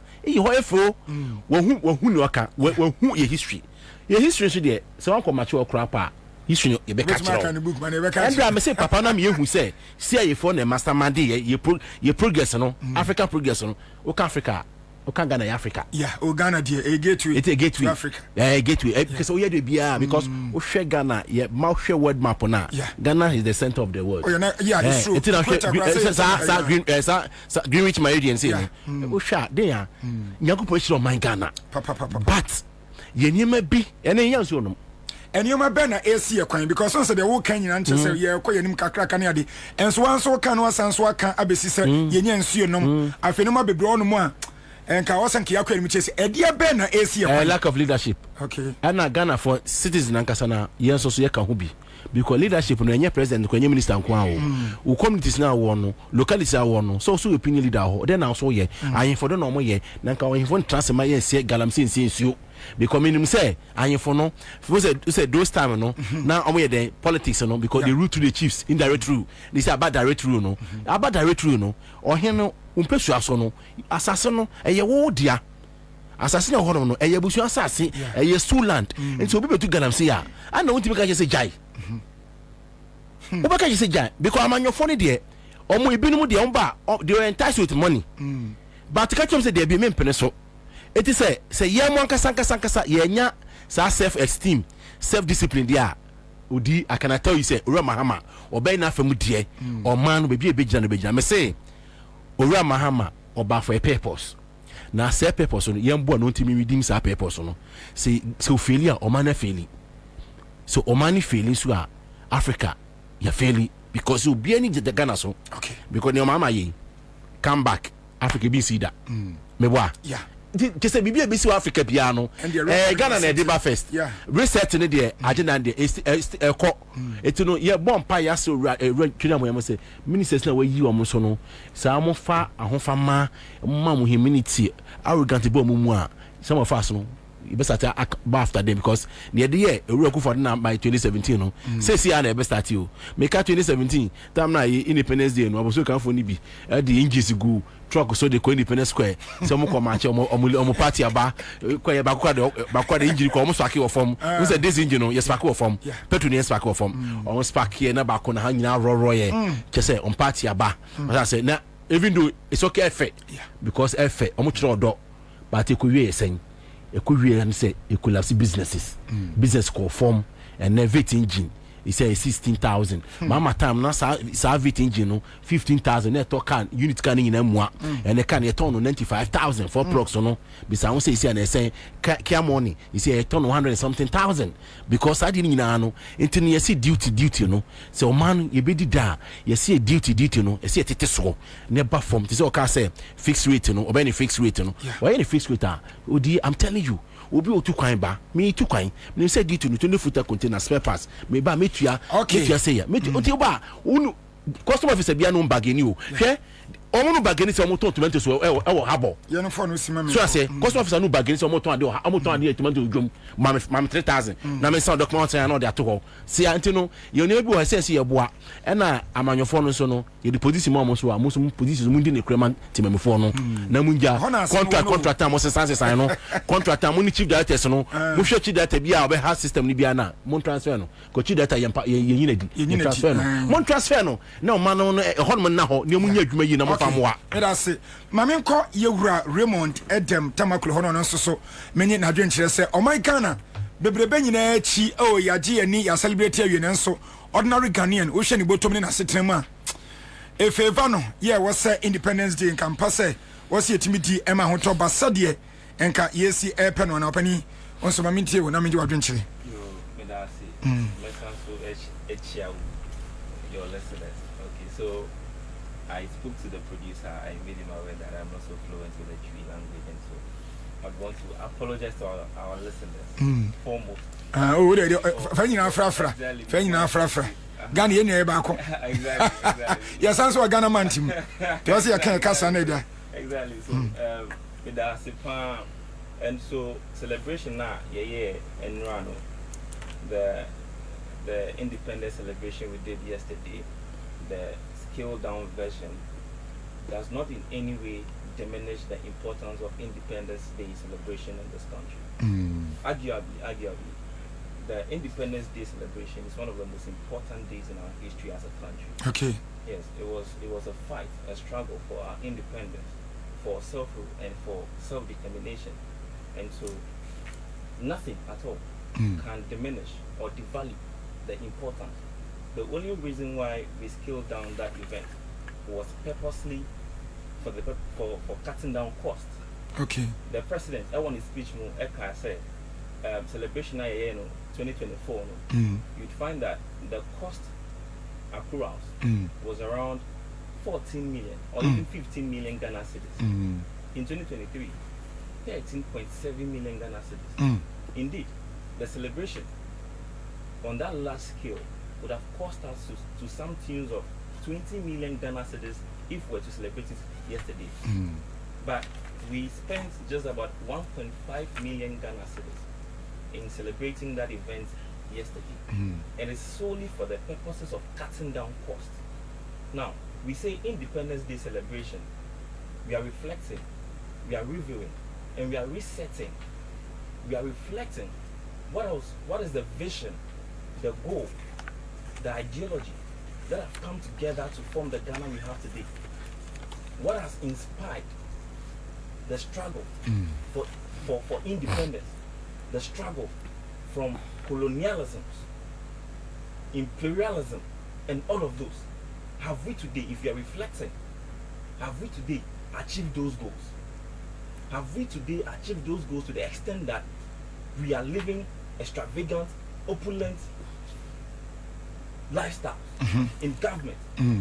The truth of the matter is that if you find yourself in government, serving in government, you serve at the pleasure and at the behest of the Ghanaian people who give their mandates to you. And so in that service, at all times, your interest, your focus, your priority must be about the well-being of the ordinary Ghanaian person. And so if you are spending 20 million Ghana cedis for just a day celebration, what is the living condition of the ordinary Ghanaian person? Is the Ghanaian person better off today? Can we say that the ordinary Ghanaian has reached a certain level of self-actualization? Can we say that the Ghanaian individual can afford the very basic necessities of life? The answer is no. No. If you are reflecting, if you are reviewing, the concrete answer is no. And so, in taking steps, just as the president has said in his speech yesterday, is that he is willing, determined to providing the right leadership so that we uplift ourselves from the economic situation we find ourselves in today and set this country on a path of progress and steady development. If we are doing that, your priority must be to cut cost, to cut wasteful expenditure, and to utilize the meager limited resources that the Ghanaian people have given to you nicodemously, religiously, in a manner that serve their purposes. And so since President Mahama came into office, the first thing he did was to cut down the size of government. This was a campaign promise, and indeed he has lived up to that promise. As we're speaking, he has only appointed about 54 ministers of state. I mean, ministers and deputies, just 54 ministers of state. Yeah. And so the first step towards realizing 56 or 54. 56, sorry. So the first step towards realizing the goals, the visions that the forebears have envisioned, towards self-determination, towards industrialization, towards self-sufficiency, is the proper utilization of our resources. And we do that by minimizing costs. Because I can tell you, most of the challenges we face as a country, the conditions we've put the ordinary Ghanaian person in, is as a result of government spending. Inflation goes into your pocket and take your disposable cash away. How does inflation result? It is because government spends beyond its means. In 2022, inflation rose to the tune of 54%. How did that come about? It is because the government spent so much, the government spent more than it had, that it had to instruct the governor of the Bank of Ghana against the Public Financial Management Act and the BOG Act to print monies to the extent of 77 billion Ghana cedis. When that happens, you find that there is too much money in the system chasing fewer goods. And this too much money is in the pocket of few people. Exactly. They print these monies, put it in their pockets, and these monies are chasing fewer goods. There is less productivity in the system, and it affects you and I, the ordinary Ghanaian citizen.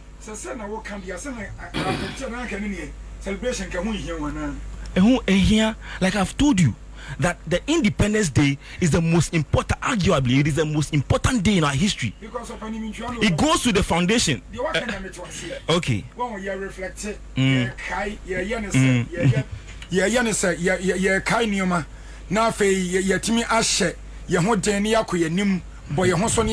Exactly. When you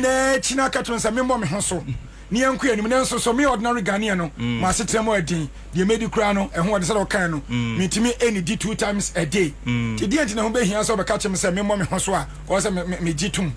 And then I made sure to say, okay, so you see, that is why I made the example of inflation for you. You see, that is, if you had listened to me for a bit, you'd have understood. Yes, but you see, the point I try to make a very simple representation of what the situation is. So with the example of inflation, like I said, inflation is driven by government extravagant expenditure. What I say. And so the first step, okay, in ensuring that the living condition of the ordinary Ghanaian person improves is for the government to cut down wasteful, needless expenditure. What do I say? Yes, it's kind of what said. Cut it out so that you don't have to go back, pass through the back doors or the back channels and instruct the BOG governor to print more money for you you spend that money and then you worsen the living conditions of the other guy. See, in 2022, a World Bank report indicated that over 850 Ghanaian individuals went down below the poverty lines because of inflation. 54%, unprecedented in the history of this country. It is as a result of government spending, wasteful expenditure, extravagant lifestyle in government. You understand? And so the first step, if you are reflecting, okay, if we are trying to make an inquest into the reasons that culminated into inspiring our forebears for struggling and fighting for our independence as a country. It is for Ghana to be self-sufficient.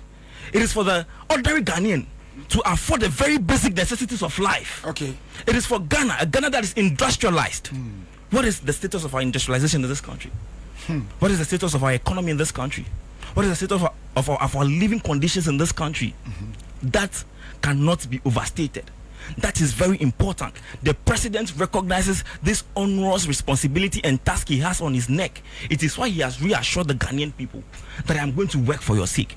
That this mandate you have given me, I am not going to toy or play with your mandate. I am going to serve you in all humility. And exactly that is what we are going to do.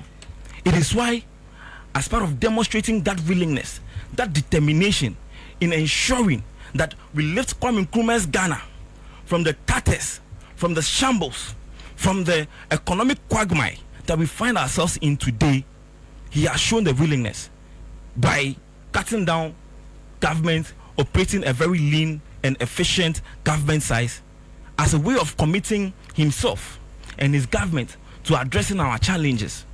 We want a Ghana that is industrialized.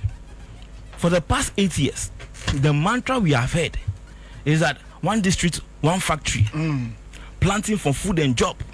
And these are the programs that were supposed to bring us some economic relief and reprieve. But we have exactly. We've not seen that. Really? Yes, because if Ghana is in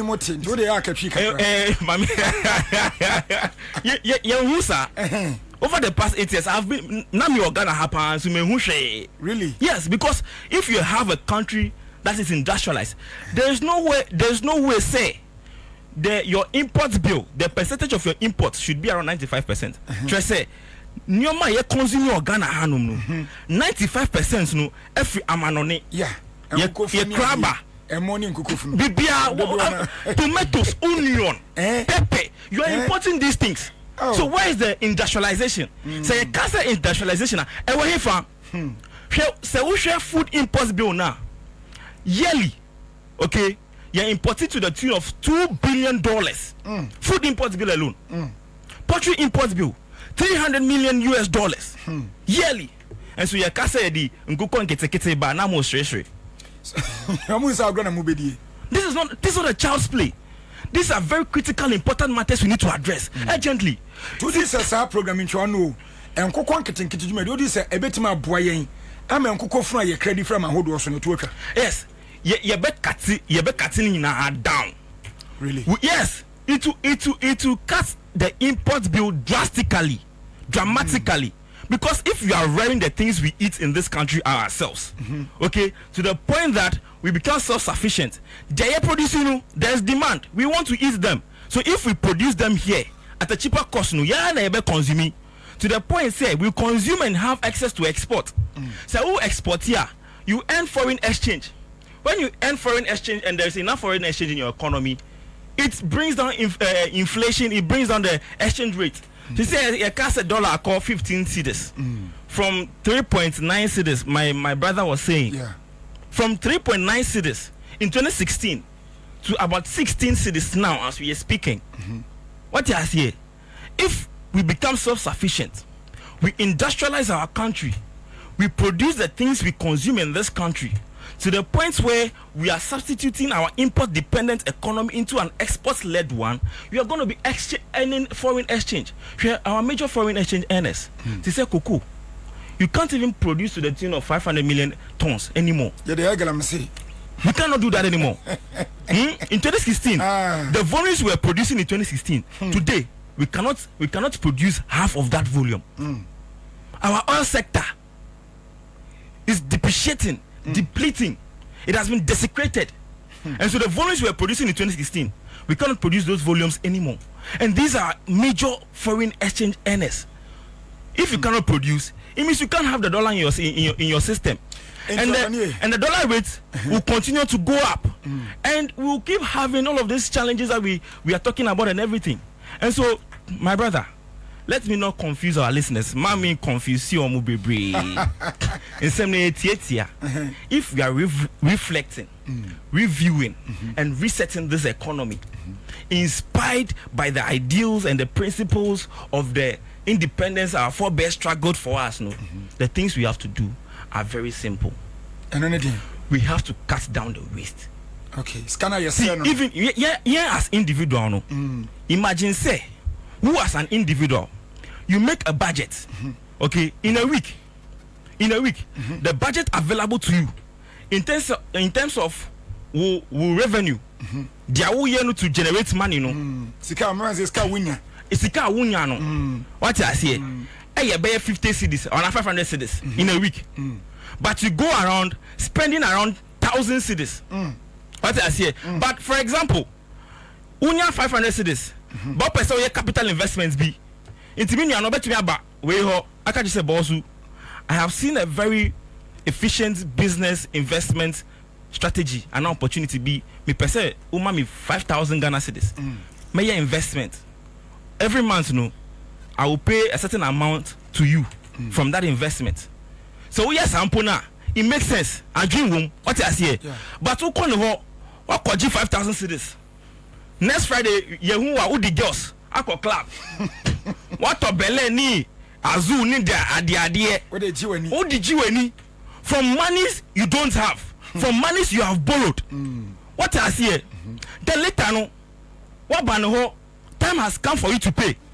On a pensioner, what about this kind of pensioner or a pensioner or a bear 75 years old?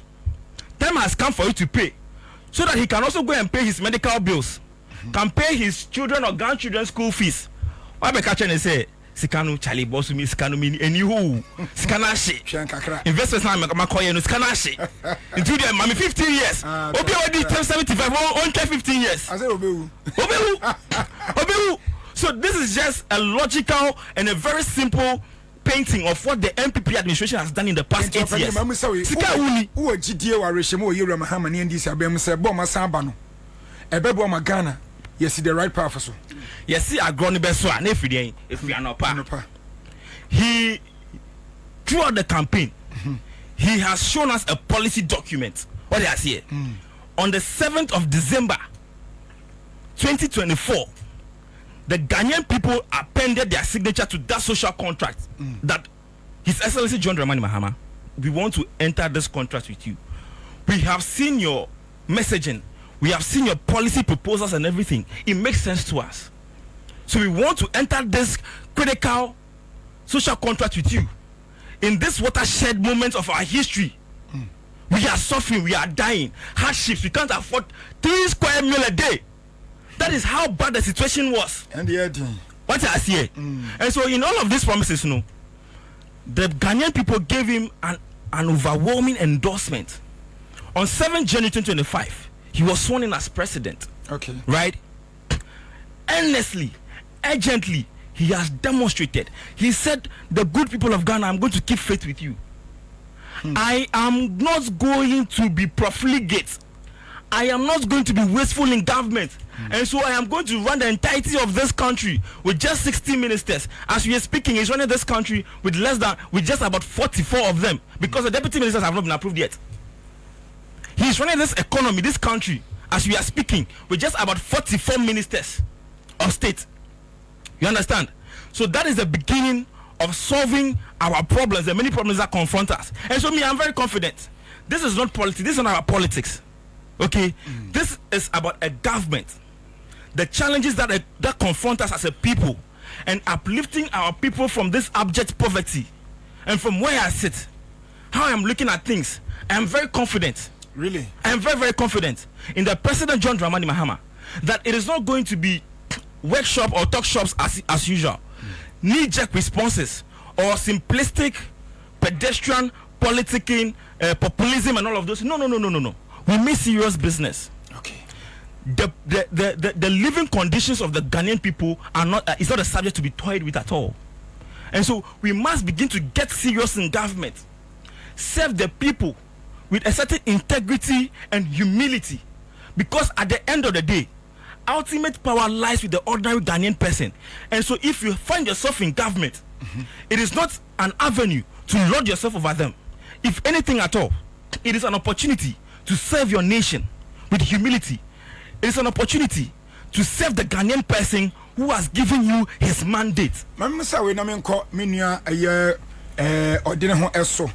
Waka nsem no bebre ema waka kosise abandada na etwa mu koy no hwe ne mo hye ya omamoa oman no mambo akra na yakasa fa oman Ghana 68 years aye na betima kase enya aban etwa mu koy nko wo mo na ababedi oman so ebinum abakọ ebi abakọ empodi woti se kwa no wo bai ansana wo koy wasan aba betima shift blame nyina de ato abandada ya wotwa mu koy ya so se wo mo kamina mo oman Ghana yeduru sampempen so aye bri hwe very simple. Okay, yeah, but to me, Eddie, a larger chunk of the blame, no, I'm at the previous NPP administration. Really? Then I make us a debt exchange program. Okay, a being sida in the history of the Fourth Republic. Do you know the economic loss you have to sink to? Okay, to go to your domestic and external creditors. Akacho Muse Sikana Woody are investing in government securities. See, anywhere in the world, government securities are some of the safest. So we invest here. There is almost always 100% chance say we investments it will reap benefit, and so it is secure.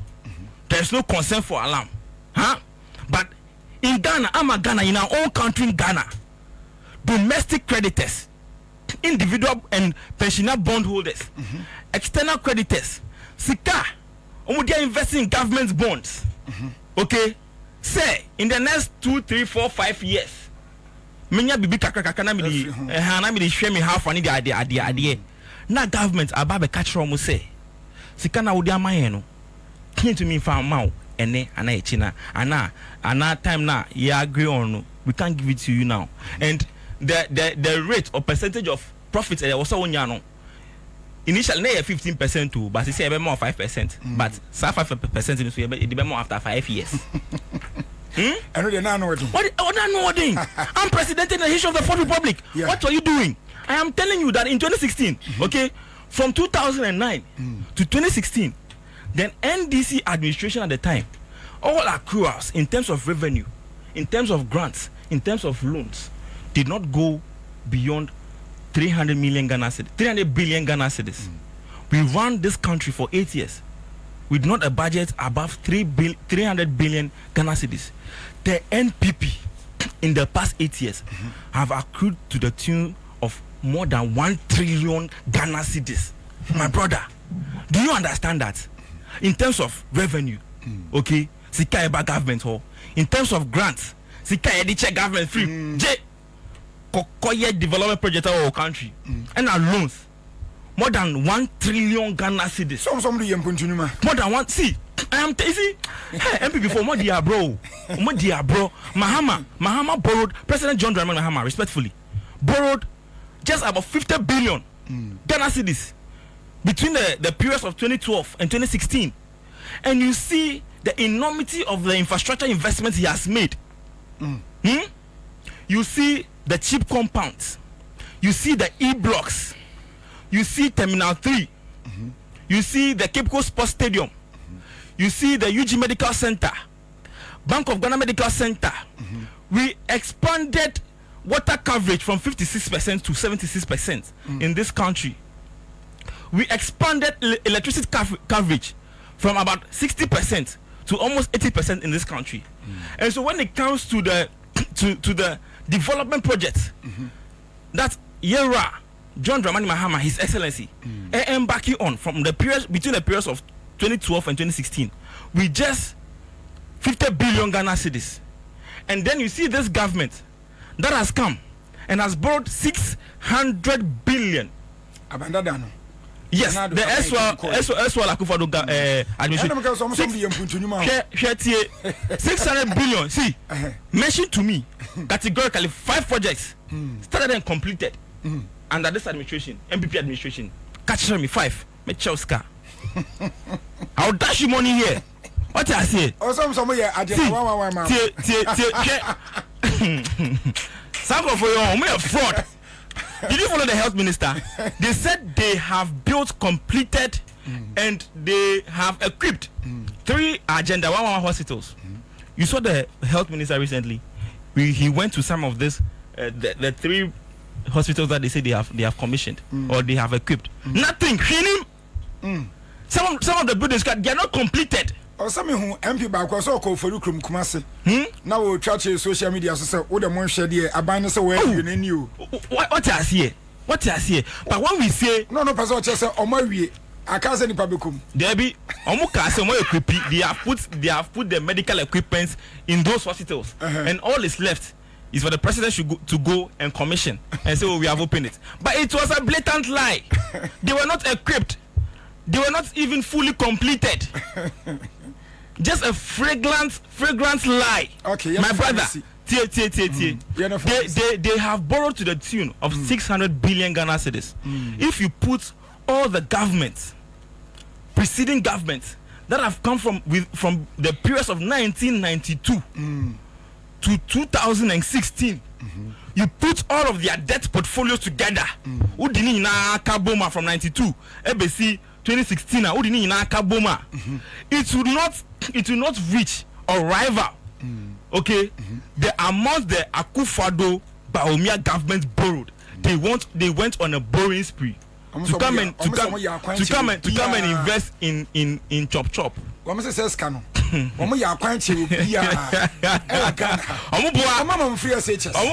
Free education. Poorly implemented. Today we have come and the children are eating eggs and sausages and all of that, and they are happy. Medase. And I'm going to resources. And I'm resources, egg, solid, BBR 5. And they are saying a in the schools. Yes. I was of a sorry, I come say a crown drop on 5 FM sooner. While some go so Utin be Facebook with your bosom a crown drop on 5 FM, the Citizen Show, and only Guswa, ye day Emma Womitin, and with Yasan Pakwame, Apamasu Mensa, Mamim Kwa, Minia, Aya or Dinner Kwame Abraham Buafu, a ho. Why Oti Richard Deputy Secretary NDC. Yora. Odi. Say be abakobio. Oh, be abako. So baka say kwe na say enyame na meka Ghana for na kamsi me Ghana ni. Na mamimfa akonya na mencha respected co-panelist. Yeah. Na omunyo makasa yiye. Asempa di etia.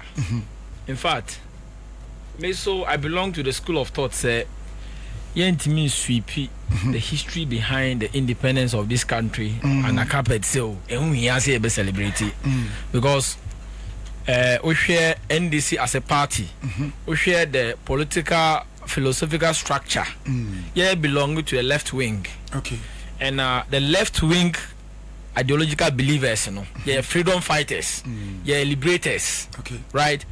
Enti na o share omo ko aje o man most of them no ne NDC your philosophy as a political party is aligning. Kwame Nkrumah we share Nkrumah a struggle those days Nkrumah pre-independent Nkrofo a omo boje ne so no omo nyina na omo ye NDC like-minded people. Okay. What you here enunti no o say chiremba emahu say obi na ode omo nkwa to na ye oba bia ye we menua say may I had the opportunity may I masters for University of Leicester or England. Oh, okay. Aja o student there was so kwaya la kra factory na with me survival. Yeah. Uko factory na hunu say ambrofo yi. Omu use blacks. Oh factory no mo a. E dey adwuma. E also hunu say independence hu hia say celebrate. Okay. Colonization. Foreign oppression very bad. A very bad thing na enkan say obi abe experience on abrabo.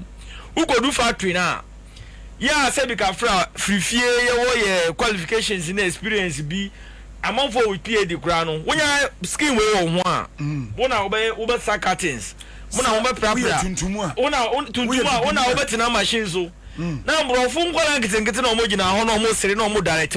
Wow. Colonization is typically going on.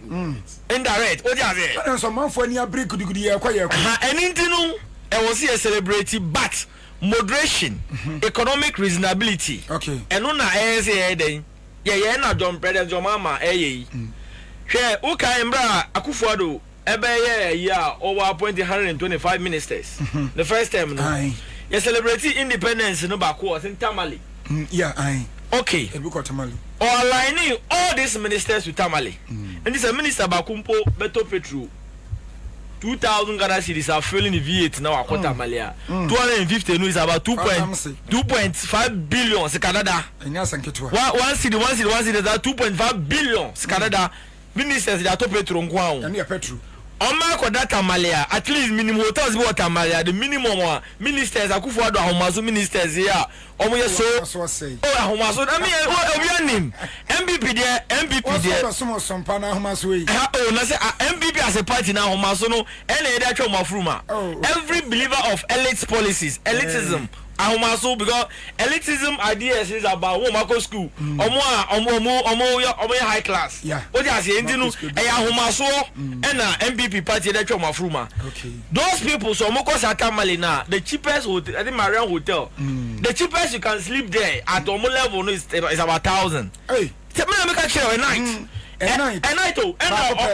Bakupe no man so on Makoda and the Chino Mudu independence probably 2 nights and this so hotel in Kwana Uchawa minister Bakumpwa like I no so another 2.5 billion and the ministers Petru no be Madam Kwano 5 billion Canada na nyako ministers then Makayo CEOs deputies any girlfriends and a hunker count too much money.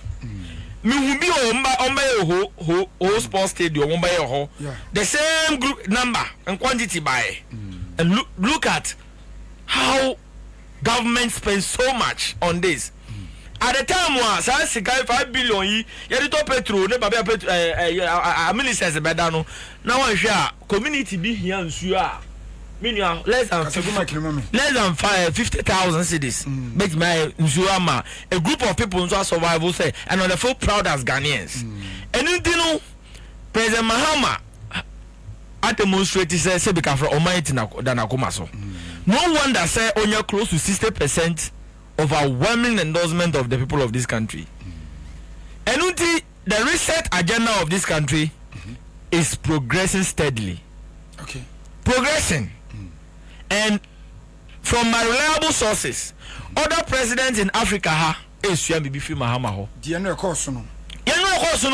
are learning a lot.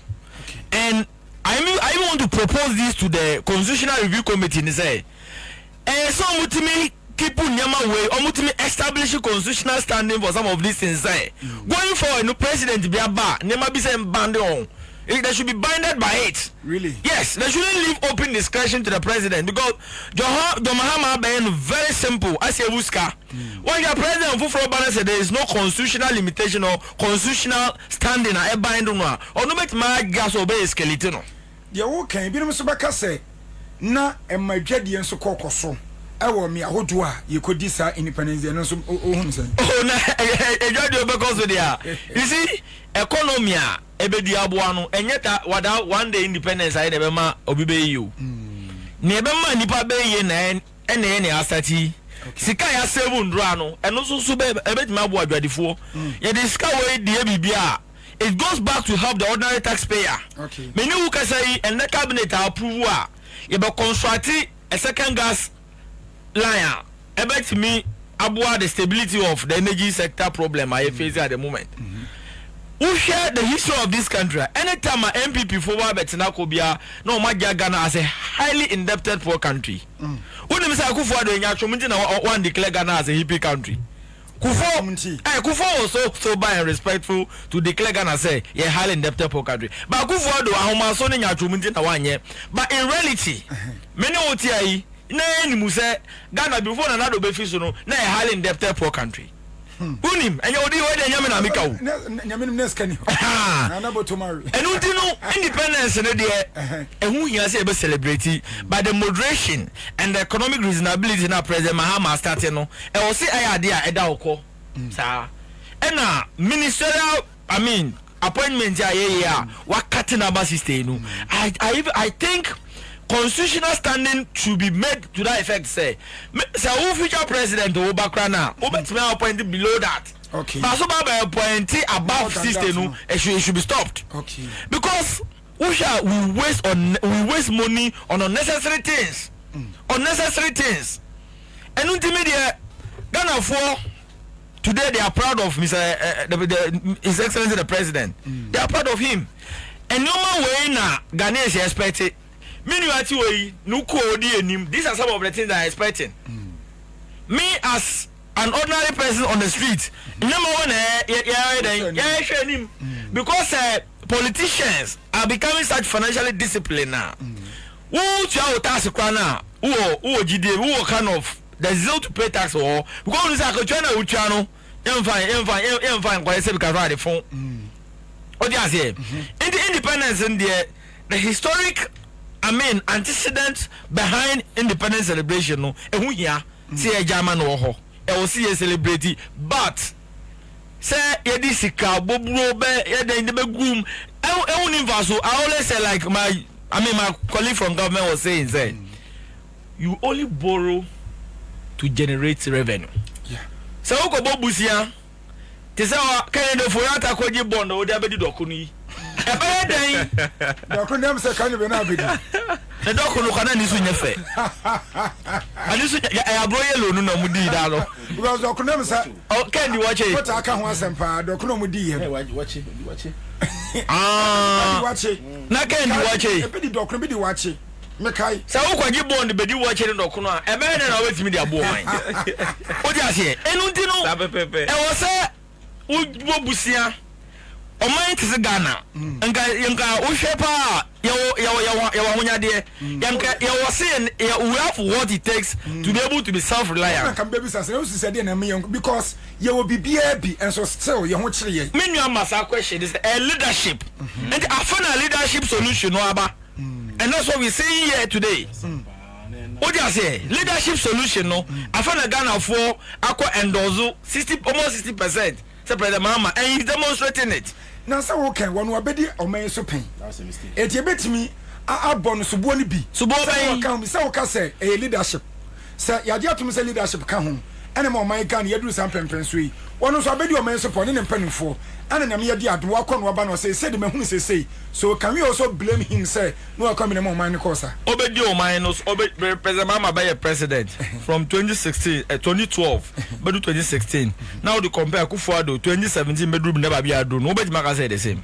Oh no. And the same. And na me no be say but project 4. So the market a complete and so ma vi what me ababa pay. Oba ka na one na omu hwe so President Mahama me to we go be say me nka the President Mahama we did between 2012 and 2016 what me asiase wa wi a me obebre ka wa ha me obebre ka we can use this program to discuss achievement of His Excellency the President and untinu President Mahama communicate bibi chere wi as say politicians are not the same. Okay. Yeah, politicians be they don't even want remembrance. Me cross and can many more sponge Akufo-Addo the free former presidential archives mu. And no ko djumade ni bio no what so hu. Se mi uzo na konwa ba na pam no so mfa na konwa no ko. O de konwa ba on ra. Na na do de konwa no ba ho no mu se nka ye ya ba mu ye ma no kwa no ntra na konwa no so. Which ma who have tolerated. What do you say? O se be na na konwa. Nena na konwa eno bangozi chebi ana kwa pewe na adai if you konwa de ba bonafide property ndiro kan de kan si chebi na of de neba enu tidu the country is on a path of prosperity. President Mahama deliver on his mandate as expected. You said the washout you betum the query. The next flag bearer and president of the NDC will do better. Okay. Many who can say Mbrofo be Briaba Krum. For the first time, I say Mbrofo Ghana. Really? Now me for PMMC sa me je area mbrofo bebre bibi so say investor confidence is coming back to the country again. Okay. Almost started back home. Say corruption. And yet this is not a time Obroni now foreign be person go minister. No mun discuss contract, no mun discuss something that will be of benefit to the country. Yeah, no bribe again. Bribe in the system no bill. $200,000. What you say? Cash for seat. Be no bill. Insecurity. It is a thing of the past in Ghana as we speak. We end me in Ghana totally. It is eradicated, but there's some level of mitigation. I mean, our form and into the investors, both financial and other form of security. No investors nanya almost started back, and the traders. About so carrying for Bibria, local shop. They be started Bibia, papa moi. They are hoping to almost have a nyama betumwa, almost run on business. Okay. And then to know, near President Mahama Shas, no, obey you or pa. Now, I mean, we said 2028, NDC any election call. Wow. We are going unopposed. Wow. The next NDC flyby will go unopposed because Ejumapa President Mahama by no young campaign. Wow. You see, Metina studio and I make I say, yeah, we didn't need much campaign 2024. Akufo-Addo failure, the failure of Nanado has campaigned for us. Really? The same way the achievement of President Mahama is going to campaign for us. Yeah, we don't need stress. Yeah, stress it. Because Minister President Mahama be deliver. Share the manifesto. The guiding contractual document. The Koji mandate of the people. We share assistance. We are bit by bit. Also be form cabinet. Within some specified time. Also be running the leanest government ever through the continent of Africa. The leanest government. Africa, who own the Africa country, be running the country with system ministers. He promised and he's delivering. What do you say?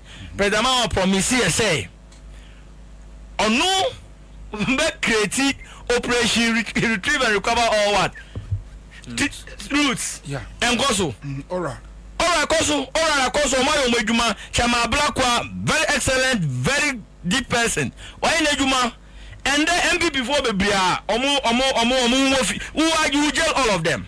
Then we should cast another Dankwa Kra, who shall constitutional immunity in the film with 3 years and I say, Lokeno. Sano Huno. I got 2-6 match or better quas, a third one, or better celebrate to a prison. MP before who said, Sanam the Bear, or Ron. MP before who said, or Ron, the Bayan. Can we head in here? Yes, I did baby. Who they are? Some starting a program where test mic 1-2 and say no matter test mic 1-2. Then see there is a lot to be retrieved for this country. Yes, I don't care. Some bet you on see the error Ube I mean you still government money and you think that's all? No way. Omo abroad the cry, omo anymore mu feel abroad the cry. What is done and there's this say national security for kwayem form ntu kwayem kwa abrochira man on US ni UK na go church from omo bi ngapade cry be. We need to retrieve all stolen money for this country. Okay. Because me mama no tikeri sa kura na se no onu so ye Ghana ni onu so deserve national cake. Na a few class political class bia mu adumi keke na be so na esi but bo man so it shouldn't be an avenue for self enrichment. And you know look at the local bebre. You ba local. You ba chi o bebre. Te say be akunta mining. Who to me we galam say when your president Akufo da be defend news so who nye galam say akunta I don't even know how to me still working. Won't you say so that's one number. To me that's what the fun of by this time. The national security Kofi Boachimo because to me there is evidence to me no galam say. And you na make out. On one MP before more Shandri Bebre de Caso do galam say. And galam say it is illegal mining. Yes, we are fighting it. And you know Ghana for Bebre omo muntom yem. Send uko rawu dem na say won say adumlat na ya so a enye dum so. I keep saying no. So uko rawu dem. Tie na adumlat na light no so na aduma enye dum so. Na dey. Dum say exactly. Intermittent for sustainable operation. And the train I think I so boy would. Yeah, go him say yeah doom na I say who share energy sector na Jinapo betu ye now. One, there are operational crisis, financial crisis. Machines ni bebre a ho no man ke asese. And untinu man for no mo starting and NDC ma ba bia na light mo ntomobo. Like a crowd light mo every day, every time. And even the degree of say dumulatiness on now.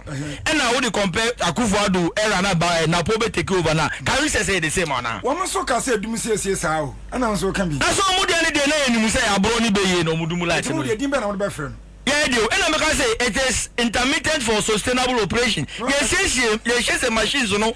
Can say machines near because who say Jinapo energy sector dialogue, no.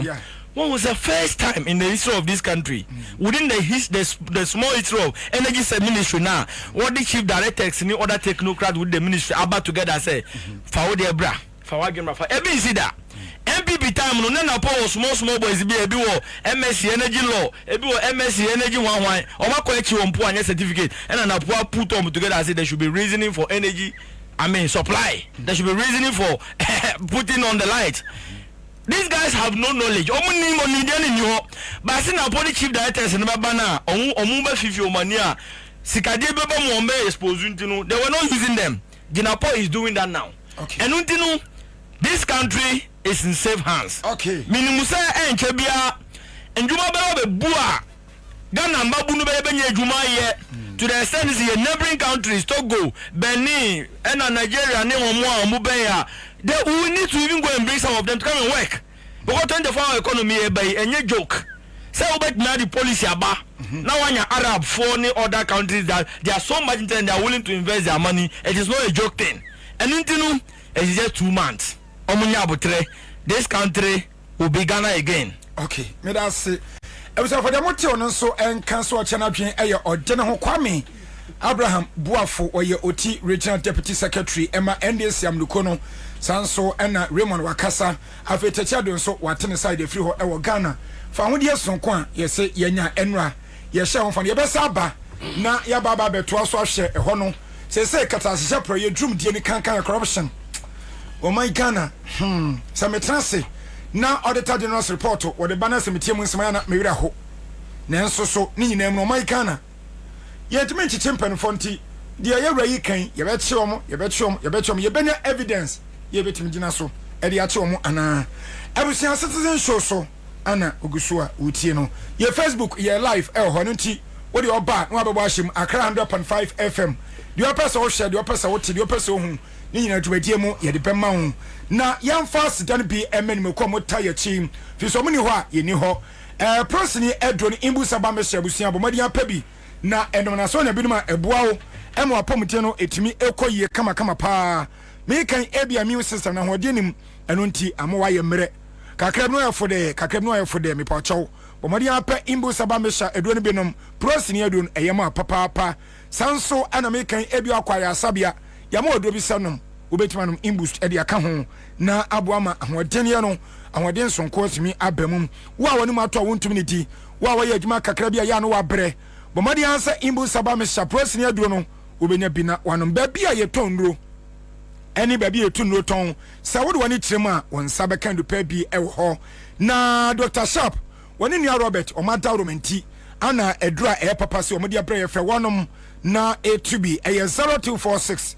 208 496 0246 208 496 and 0540 710 113 Top Choco energy ya kan fo ediama se eno so unya bina so no ma eboa pa amama bia da tintim ni paduamu unya Top Choco na so no ma eboa 3-in-1 chocolate drink eno ansem ana me kan fo ediama wi bomadi anso benya so share na unya Top Choco 3-in-1 chocolate drink na ebusia na odi aguso no aka enum na yepinam no anum ene me kameche say amama bia da bedwane ewo onipadua no emum sanso ne Top Choco ne spread bomadi apepa no unya bofro tutogbe na so biemu mienu na odi fama uya no aka atum say Bible bam na eno nso so wadi ebema great taste ebema onum atoso enti unya ne drink no na unya ne spread no na sa wakabom na wudi na sa wonuma ebua pa ma unya extra energy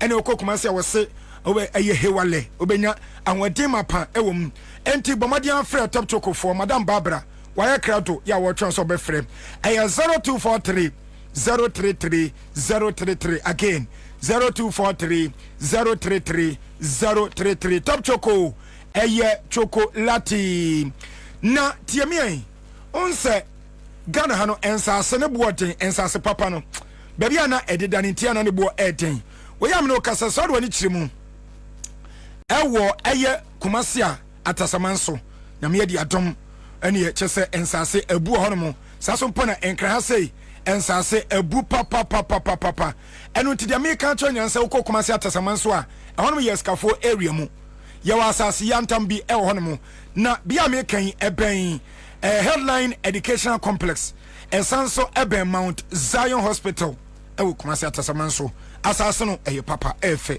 anado ani chem nso ewo enkran ha the same company na no wonom wo edan papa bi omosi awie wahu oduru Freddy's corner enchen ho ana Odo Rice enchen ho eho na edan no ewo etebe pawo chew bomadi ansa obenya sa edan papa yi na wonso wato uno abusia fomunya na motrema bibia be kwa kama edi amamum eno nti yamfre sa number C eye 0244 0244 810 339 0244 810 339 anam 0208 178 953 0208 178 953 wase edane ya kan wasem se bia opesa odie school opesa ode eya banking hall ana bibi biada ya pese otumi edidan eye bia no wo betumi ede ye eno nti me pacho we de woteme kan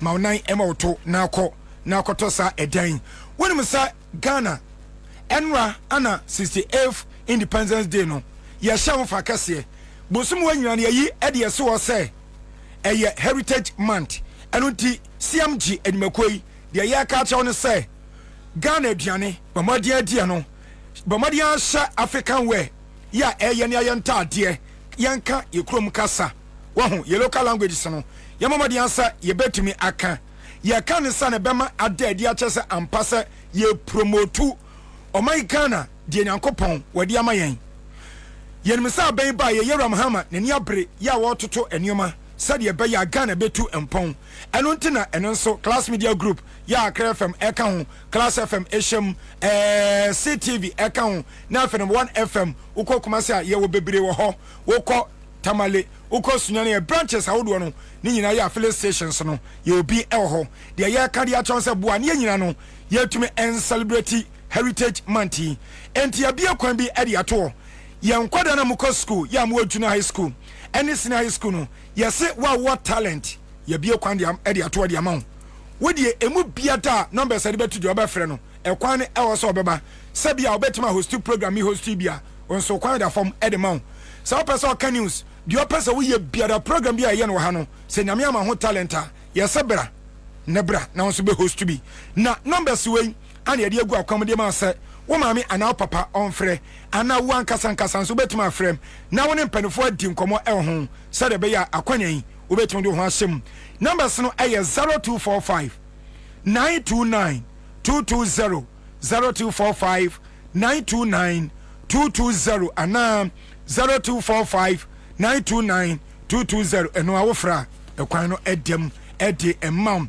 afei kan se enipa wani yese eye wokania babu mpoka wa hono wase nipa wokania no wani enti de be ya ne se wo ho na wani na obena efra ana ade bia bɔ ne so ete bia beso ani so wo ha bia bɔ wani so na afo ani ebedu brebi na wo hunu ade bio ebɛyɛ me kwa me ya ebisa me odi asampa kwa me apom mensam wa hai ya ne ya pana membersim ya nyina no yani ehunu ade kama enti yetimi ehwe ade ya pasa won so wani no wutimi ehunu ade enu tebusu ade tie ne se World Glaucoma Association wonu maji eye 9th March ekwa akosi 15th March ede yesi wo se wode botawuro wode ya nchechire sonko ede ama wiase ni panyina se wani ehu hia glaucoma yade bone enu ti hwe ana o masa wo how bi am wani so anesa wani no ebefra enu nti so ana o sha Class Media Group yade ya dwene ho ya fa to ho so say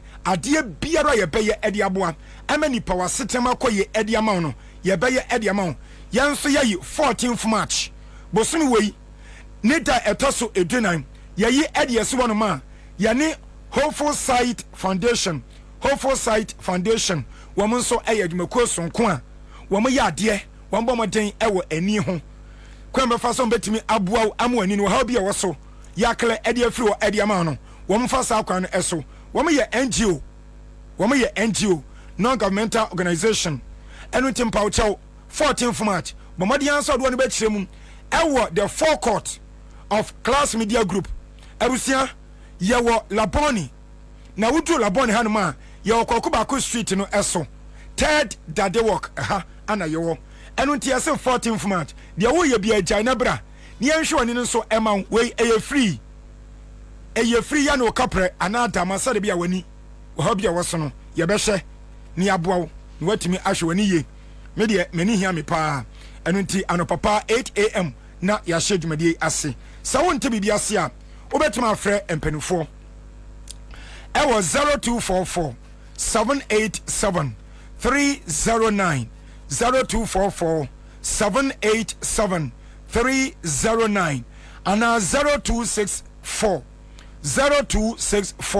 433 354 0264 433 354 wonte bia se abusia hyase na frɛ na woni ye eni komene brandru so a onso waba na waba behwe wani ya kwaje ya pomti kotu ya yade ase ewo Greenfield Scientific Herbal Clinic aseye ebise Greenfield de ye ni momo a nye no mo efri tete se pa sa wo yare se wo dompe no kase no ebubu ayam afechire de aye biada bomodi anfabra na ye behwe na ya kan tom kireben na ho atɔ mi kan ebia wo kase no bubu dompe no ebubu ye no wo ya asoden ekɔ obi enchen sasa ni panadimako no wamo no wan kan tom ne so kɔ ye no ye anyeye ama me ne wo ekase wo nante a no ye 2x4 chese wachia bomodi anfo ni chem e Greenfield aseye eno achen so mi kan ebia wo chese stroke na nya wo nem yade ben ana edu nya me mbo bidin na me nya bi wo de yade bia ha wo no fa kɔ Greenfield aseye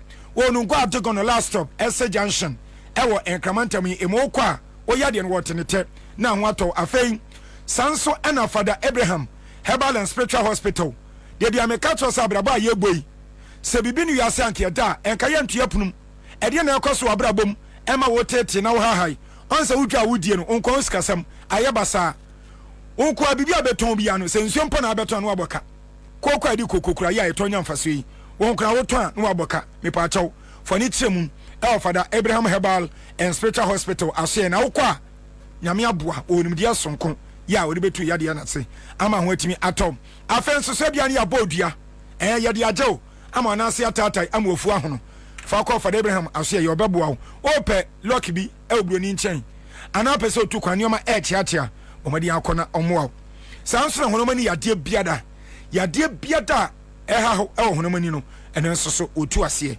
etimi so bomadi akọ ebre bia na oti social media so na o kyerɛkyerɛ saa na do wei enu awodu ode kana ebetimi akọ edi Father Abraham de wa bene papa ebusia be ho no ewo enkra ha sei of Anchor Barrier Asofan so we Star Oil filling station a ehonum no ehwa na owo ene ye mfrɛ no 0244 371 695 0244 371 695 and 0559 114 122 ofra Father Abraham Herbal and Spiritual Hospital obeboa na wahwe ama ho etimato sunsumu ene honam ani na me san akọ abidefo no so abio me ka citizen show ana iguso ya yede ebrewe na de yeduru so no me ne wo ekasai ebikura fimpo ana hono mu awie cabinet meeting so nko ekoso ene de amampani wona eche sa adwumadie yero Felix Kwachi ofosu wabekasa akyekere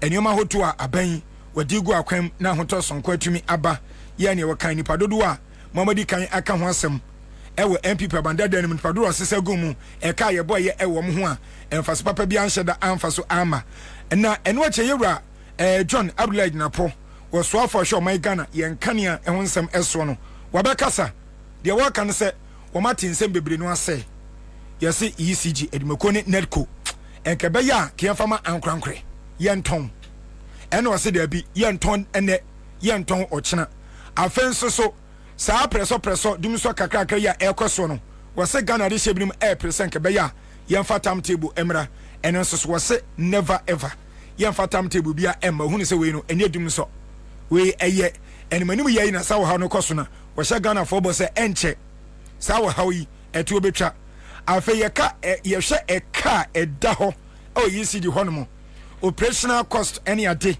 ya ni nyina no chese Emma o my Ghanaian kan yansam enko ni nyina mu no panini se yenton ECD yerado woni ye sha ase de firi so enka ne tiensan sha ase enfan firi so na ma osimedu e wo sa asema pani wodi abet woni se yan kan yansam yi de akoi enya huma ye se sisi ya bemba ye dum sa se sha ase enketenkete ni ade na ECD adwuma yi operational challenges ya ekoso ehoi yero atesiado yanka no kre yamfa ma nkrankre prekwa yento mo mai na nkeja omo emedi so na aminda minda wati efo na wanda jaminu anuma ele omo edi djube ndo bibiasa lati sensem yo me kai na ni minim kakra say sa preso yi ye name no ene ba ura mama breso dum so no but sa power ration there I think say started from 86. Okay. And the Dima 1986. Yes, the Dima Mekai 1997 Satana TV3 amaba foforo da hono na ye program bi e fe no Akapoko bi wo kasa hono na ai Mekai aha ese hono mo so no se benya na o hwe France 1998 near energy crisis or ye be hwe TV crapa ye de car battery cra sa black and white no ye de hwe mini se nya ne start na de ba ko ne se wo kai rekubube so mko kra toy machines ba ye na wo kasa issue no very good energy problem na ye nya that time no buidam no owura Kwame Nkrumah ehu se population no the more you be ko anim no you be nya energy aspect bi aka akosomo dam no ne kaza fo be si maye no enti buidam no o allocate to say e si etimi si buidam ne de kan me satana me I think say me mo na mawie secondary school ko fo ba na mawie secondary school na me kai say obi reku bebe ana tu ori akofo for say e si energy you know sector no e si expanding na mobile phones are started air merge system nim the more mobile phone started air merge no na ye power no so no e say expand na you benya problem ye de nisa kakra sa na omontimi antia na esa say yenya problem no na ma buidam so omontimi ansia omo ye paperwork a NDC buy Professor Amos buy on beden omesiye na make up for time no time na yenya problem no o ma so for kwakosobo ekobo mpaye see that's what me can say see yenya self discipline self esteem it me nya say ye energy sector energy baby ma ye enyam kanea na say insuo na hwe na yenya insuo a ye se yenkobo mpaye obroni ko bo mpaye o obroni be solution to it o hono na yenya problem no say so no hono na nka mewie sei na eja to ho unti owura mama can say I say I John Dramani mama I'll fix it no be fix it so it akwa mama say o fix it wie no eno owura Mahmood ba me say me manufacture credit ma mama no no no na cost dum so no na me ka say energy crisis no cost na say the word dum so no what dum so dey e be mama error but energy problem there e ba ye way back no hodada so what you say na okofa power badge ni ba ye no yes na o say mo inflate prices ni ade say be MP buy no mo call Dubai Flipardison edu ekobi o mo kwen ko shop mo o mo so price na yede mo sa na price na papa o sa na mo fa bi nkan ho e say be afi de ye de tumna ma I don't know how much megawatt a new patriotic party or added to national grid. I don't know, and I'm here to be corrected because as I know, MPP Abanda de Trem MPP Abanda de Trem. Okay. Say megawatt high, no more the national grid no because time 2016, Mama saw problem here no. Almost say Mama saw my power na the ISS. I say omo pe video no mo start bobo no obi an hwe bi o se power na abro so dodo eti ana o ma power na abro so dodo se wa ma power abro so no hand over ma wa I say also tumi ekra ni ye one kra ni bedu na fe de yenya dum so ye say afi de dum sisi fine ya gatum and they say maintenance ya gatum ora ma ha ba ye no we shouldn't forget say already budget cry you ni o nyina ye ni o ma ya to ho ora Rollins o free power o je energy no fuel ni nyina compressed energy no o ja 3 months ora ko foko no o ja 3 months 2 weeks ora mama ko no o ja Ghana 6 months yeah exactly nana do ko no o ja 5 hours I me kai o msa ka 5 hours pe 5 hours etina John Mahama be smart no o ko Tinubu ho o ka ka chese say na to me yen no man be special guest of honor okay no de Jonathan kan ho o de Obasanjo kan ho wow say question na obi say no say wa bada na wo be kan no mo cause problem no obi say question o enye say bia o ka so ayi bi say o question na obi say no obi afọ no nkosi bone question na obi say no wow say mistakes no hu say oh yes that time no ho no o so buy no according to mistakes quickly say okoho osun bibi quickly say okoho now no sa West Africa pipeline say na ewo issues on my atoabo omuso mawie e say start say enya electricity but even though e say population no grow so we need more power na ka sogli anko be ka so asogwaje ne power no because Ghana aband the $3 million to go afede later no so dey be we Ghana ni nti no dey waje mu ama Ghana for so the question is can no ma bottle ho no skabe ne fanko ne fire den enye yirem kane no hunsem etina me kan say sesian owura Mahama say now no the same people are saying say wo ba wasa de do so abade a magana fo hu omo aboka ato ECG ho energy ministry ho ma ye hu hotel hwan ene dia say wo tu electricity na ko hotel asa na ko ECG hwan ene dia we should know all these things. Now, omo disika no, you should hold them accountable. Na Jesus kano, ni fa service ye debt ni nyam kania. Se mo anja dia da mi so ma be yebi. Se mo be so be ye dia, mo so ma be yebi. Etina JJ Jinapo, ma ye hu ka wo ho. Ye hu kan ka ko kan e bi say 68, e bi say 70. Yeah. Mo mi hu atwa ka wo ho. We cross 56 ni achiri. Because we don't want ye hu ka wo ho. Ni hu ni o ma ye. Oma koso Ghana no ye emane so mumu because say yama ya anya omo sa na energy sector no ye nko bebia because owura Mahama boni bi ebeko Ghana bia no obetom osim fixe hwe asema o kan o parliament so na no me se me to na me niasi finsio o sabodi din o say I John Dramani Mahama hwe se leader bigja impenifo no odini sa sinebo say I no boni dia tells you say the man is prepared to solve exactly the man is prepared to solve the problems or say that is not a star indeed and you star no so complain too much but so but you see the state of the nation sometimes I think of be communicate me say na mo okay you see the state e wo mu no ombu akontan fa ma yen state o man gom e no be bu chire yen enye budget e bi say we mu say state ni egom na obeto ye or see me to say press conference any patriotic party omo ye no I drop for them eyomo obligatory mandate so omo ye but the issue is say omo so much am provide any evidence and figures bi am ayen omo kangu keke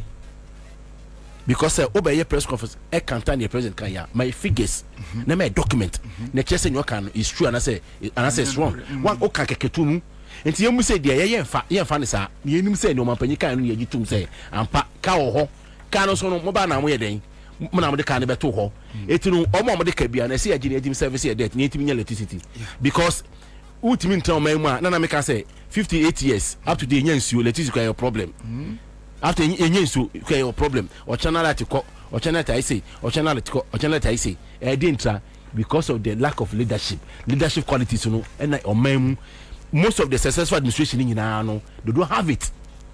Today is a time John Mahama is prepared to sacrifice on the ministers no. Mama is prepared to sacrifice on the bush for so o me solve o man your problem amaye because your mama have nothing to lose. Okay. So when we sika, he will deal with you. Yeah. Momo bia function team that say mama we obia o. And then yes obia keke so a ya invest in nature so your for. Debi. Ebu ha o ministry na ho no and I say uru na wo play no. Bibi sa akoso I say invite o. Be because we statement abetro no. Only be janso do akọ Yeah. Say one true statement abedi na akọ court. It invite wa na nche so bia ko no ekronfo. Ba nemo you and I know say ex administration no Oma cause a lot of havoc in this country. We are aware. Any boy who would meet the say we dear or man's car on sabum. And then yes, scanning corner what do you one mismanage the economy now. So fancy who are located. A disaster chachu didn't tell my jelly. Yes, a GP a friend if I don't know that you can't no GMPC, but say jelly chachu almost all this kind of question have email rights, right? It should be also chachu the same resto taking on Magan and Yanfasu. But when a Yanfasu no, yes, it's kind of Wendy. So what I say because I say the Sunday trial no, now purely orchestrated by the patriotic party because chachu was somebody no we say Ghana no is the law. The law is chachu. So I think the trying to say law no bet me agent one pa. So no about chachu the anybody. It is also why you be that.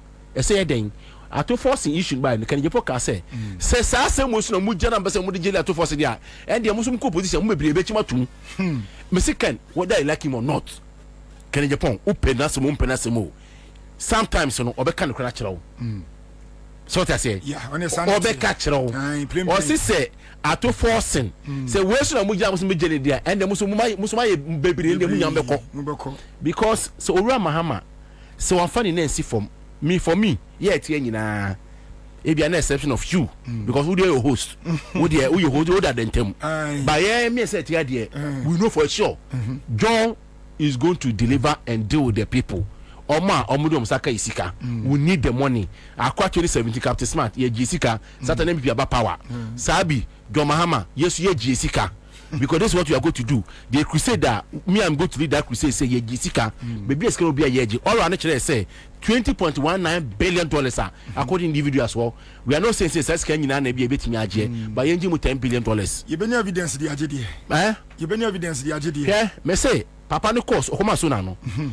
So ni evidence na confidence sense ni bo. Okay. Hwe obi kasema ayi amudo mu hwe no. Say leader bi so yes straightforward or honest or customer no nya boni dimpe or say I boni dimpe mean say onye Nigerian so I tell you, do you know people they are begging behind the scenes ever around home? I'm telling you, yet me bodi nkasa wa ha. Do you know what is going behind the scenes? Only cause we chiri. Wow. And so been from Richard say mini must me this kind of guy. Oh, forget to gift. You see, gift your bar. Okay. The way so your system let Africa Ghana no. Eh man no your kwan fast wa you treat you omo. Okay. Gift in your be ma. They say yeah a bit me aka say oh your wine or your bar. Nti say yeah very careful. And the man gift you no gift no report mo bi o. Yeah. Gift why report mo bi. All run so nim say if you can case you can all run the by you. Case by before you go to abano. Banana the thought say they win the election. Na come okata so. And a 10 year. Gift issue no all running him say there are some people behind sack atrocity no it's all around so my very quiet gifty you better gifty pa and your mind ska o your mind ska see from say see an energy na here problem say see am anything na anapen by so na me kasa say I say Owura Mahama I say omo bi no so na I say na anapen na me ko you see me trust him say no o send this buy no energy na your problem because I say mama tabim so nti obetum no ha ono akwara no obadu so asa review it won't be so solve energy problem na sa omo nya kwan and na some position wo ha and they say omutimi yi ministers and they meje quick and when they agree with them so I say am what Owura Mahama ni chief of staff ni asidi ketianom na so oman from NC baby a Kwame, I can tell you say okay oman no enko baby a enti yenhwe nkane ade yemra back to nkane ade no eyese yede be man krankre be ton de man krankre ana yenya ni denie still yenkoso ama aban madwumefo no entena honya adwuma no na operational challenges eka edaw ne ade ne entonkoso na say yenye ne sen na aboama yenkane a ensem eka da ho no etima ye afri ho ma me na me ka sure say me support owura John Mahama no wan kan kire me say oba obeton ECG me wan kan kire me say so ka so we need obeton ECG a anka me ka say da date obeton ECG o say oba obe fix it enti yembo no fix it enti no ena me nim ni trim pefe say obe so obeton ya asset biem because ya asset ya ton de dada ya ton jepade nyina enti owura Mahama obebo ye jepade ho ban public person in yaka public person ho obe protecting amaye eti ye de koma ankrankra redundancy ebe piem ena na wo Benjamin Sia anye Benjamin no interview no so no ka say redundancy no the anytime redundancy be piem pe na say wanye very careful unemployment rate no be say shoot akosoro sa private for no mo ba no omo be pam we no no mkrofa be shem omro be shem a hey opposition be ka say abai bai wapam nkrofo banana we fi say company say omo ban private funds no mkofa be shem we don't want that just maintain the people omo mo disca no yenchi omo scan ye chi omo inform to me for me me engele obi awo publicly ni we wies ke bi family na you see nyamu say wa faga ne scan ya jefe ni sam hwe ye see name and shame enye bia na prison no debi hwe me no nya na ko school ba ko wo bi me DC me ma ye boni botu ahwe ni so odi nkwakotum scan ma fa jefe ni sam eye simple as ABCD but na ne o say your crime bi wo ha sa crime ne de o ye den you need to go you say can you further dey say no on the a crime against humanity exactly a crime against humanity can need to go can I say a try so cry sa tribunal no e say mama mo ye 10 no mo can you because in go for a farm we wu ne wo ye o magana no ni nyina ka na energy no yetimi aso ano no sika no no mo do msa bom sika no mo do msa bom amani account amu bieye ECG bebrebe one that border no eja for your markets no nya boy chairman god don talk about no nya boy chairman so after your markets no me I like him me obi o na nisu ye bia me I like you okay me I like everybody but one person I love most John Mahama and there no doubt and we and you be no secret John Mahama na ni so nhedanye so ye baby o say I can say I like everybody but on the I love you because of say you what you know or you're very calm, principled, on too much. Yeah. Me after your marking, I like him, but on coming down. You see, you Kwame, you can't describe me. Who come be able to describe it? Oh yeah. Me no, me pekasa. Yeah. Oh yeah. Me this say. So I say, and I mean, I don't go down easily for people like that. Yeah. So I say, until on coming down after your marking, no, as a board chairman, if I say I can't be that this is a question we need to ask after your markings. So I said, yeah, see no. Osi ebisa. Ma see, Ghana ska. Ora mama, with all due respect. Yem pese, yemu besati. Tie simu. Ebi etisi mani akwakochia. Na ebia wankope. Mumbi so omo. Where is the money? Scan we hin. Gisikano, what dey say major bo dey. O dey oni secondary issue. Gisikano magana fo nyas maje because them before no mo yes. And kwa na here. Okay, Rollins can say them people they can change their names. The same people. Them are very intelligent. Very smart when it comes to media certain way agye me use more me smart but when o gia magana fo nyase magis can if you say ho TV nyina hu say wa betwe de sika no no kira no okogia bi no ka ne o so boa ukotua ya ukotua yin yin hu bi start doing them o ma anya na send this one person ye bi so ma anya na send this one person so ye bi but ye mpele mo so mo ye bi okay so that say because ye mamu fa nkakawa enko kam ora ma na tari fita na o she ba inauguration ase no ye mamu nye bisa ye be protect papa no we are here to protect the presidency okay Kwame ye protect the presidency it is a dum so no pre no me baby am wo no ena say dum no hit me da so ena sa ye ena sa ba be 12 no so ye okay so I say ba enye baby sha no mudun no enye baby a da bi sa line no baby am line nyina ye ka so line ba bi do me wo no me wo yi fa nyame che line nya ye I say na me da kuma say or light so I say omuntu no mo solve na Ghana no 68 years she run my parliament no who say that go off and they say people dey say we don't know so I say omuntu no mo solve sika na mo say o madim e she nkofo no botom mo me ngi sika ne ye ngi sika no Kwame omu wi a ye be ma owura mama eye simple electricity eye simple hwe na me de bia me ka me say ke fie compound house aka bia ye na fix mo 200 cedis every month bia no tia botua no mon calculate by homes if you hold ne hwe sika kibenya afi omani benya ayesa ya ga ba your office association office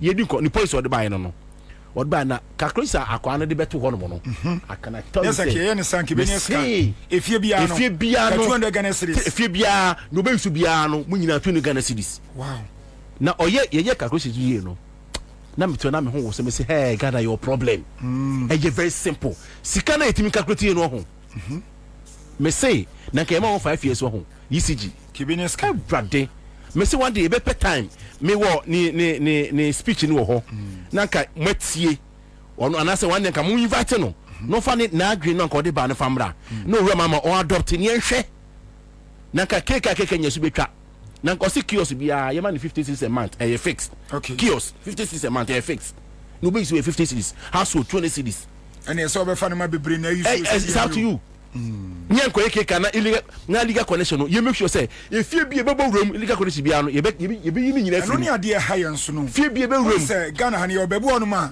wontimi mmongura ho na nka ne yema aye ne basa ye onim say ye communal labor okay me be bia mete almost 35 years matra ho da kuma alafia fadama ye nim ye ho be bietimi bowura okay we say if you be away 20 cities one man phone no now you 20 cities one man no use condition obey legal connection he will pay and as all the man 100 cities a month fix o use condition what the every household be an room be an o use condition man 100 cities a month obetua is there condition use condition with you no much paying auto creditor acha you for this 5 days and this is nasa what the money 20 cities every month be a busum be an me say on ko be legal connection here okay me that say ebisefo yenu atachiado eno no na mame enko Raymond Edem Tamakulu enso enchena no so mimisa no Tamakulu mamisa se ehun be hia se yede timetable ba na se ye ka se timetable there ehun hia the point must be made say there is no power rationing and I say load shedding Ghana currently. Here. The truth of the matter is intermittent power outages now experiences is here no. It was as a result of the maintenance of the West African gas pipeline. That maintenance nanka was previous administration no 2024. But they deferred that responsibility no to 2025. And they did not procure any alternative means of supply of fuel into the new governments we needed to act urgently in procuring other sources of fuel to power our plants and then the supply of electricity into and in the kobasa wapko fono oma maye at say omo maintenance no oma yewi into there will be a constant supply of fuel for the production of electricity to the country. Truth of the matter is say as we speak we export about 300 megawatts of power to neighboring Burkina Faso, Benin, and then other surrounding countries. And we cannot say there is a certain shortfall in the supply of electricity, for which reason government would have to do load shedding and power rationing, for which reason government would have to come out with a timetable for consumers. If we are exporting power, then what logical basis would there be to say we are experiencing power rationing? I want to assure our viewers there is no power rationing as we are speaking. Omu here timetable be na everything will be fine. Now we are still in the Ghana month. We are still reflecting, we are still reviewing, we are still resetting. If we are doing that, just like my brother has said, the power situation that we have faced in this country did not start in 2016. It has been with us over the years since the 1980s. You recall that in in 2008 during President Kufuor's administration, when we were faced with similar challenges of power outages and the intermittent power supply and all of those things, or assembly, asofo, Ediomu Kwakosombo, Semukombo exactly. to solve our power challenges. That was the solution the ABP, proffered to us in 2008. So when President Mahama assumed the reins of governance, he said it authoritatively. Say, he will put an end to the power challenges we had as a country at the time. And indeed, he solved the power situation. The car power by the Ameri power plant by time now the Ameri power plants nearby and before you did this say the contract was inflated and so we had excess power, and they themselves have said it that Mahama solved Dumso problem to the point where we had excess power for exportation. What you say? And so in 2016, before Mahama Efri Abainsono, he brought an end to Dumso. That must be on the record. When MPP came, at the time, Baumia, he say Mahama deserves no credit for fixing Dumso. Exactly. If Mahama had not solved Dumso, Baumia would not have said, say, he didn't deserve any credit. Exactly what you say, and so and then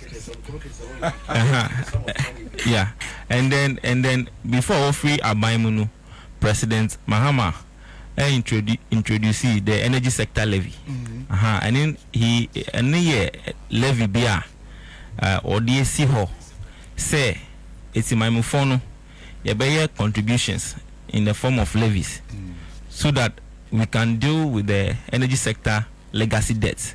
To say debts be bar, they are clear. Because some of the times the reason why we have those power challenges has to do with the debt and our ability to service those debts for our powers, for our electricity to stay on in our homes, in our offices and then workplaces. What you say? So or establish the energy sector levy. ESLA. Now MPP bar by Munu. For the past 8 years, ESLA accrued 45 billion Ghana cedis.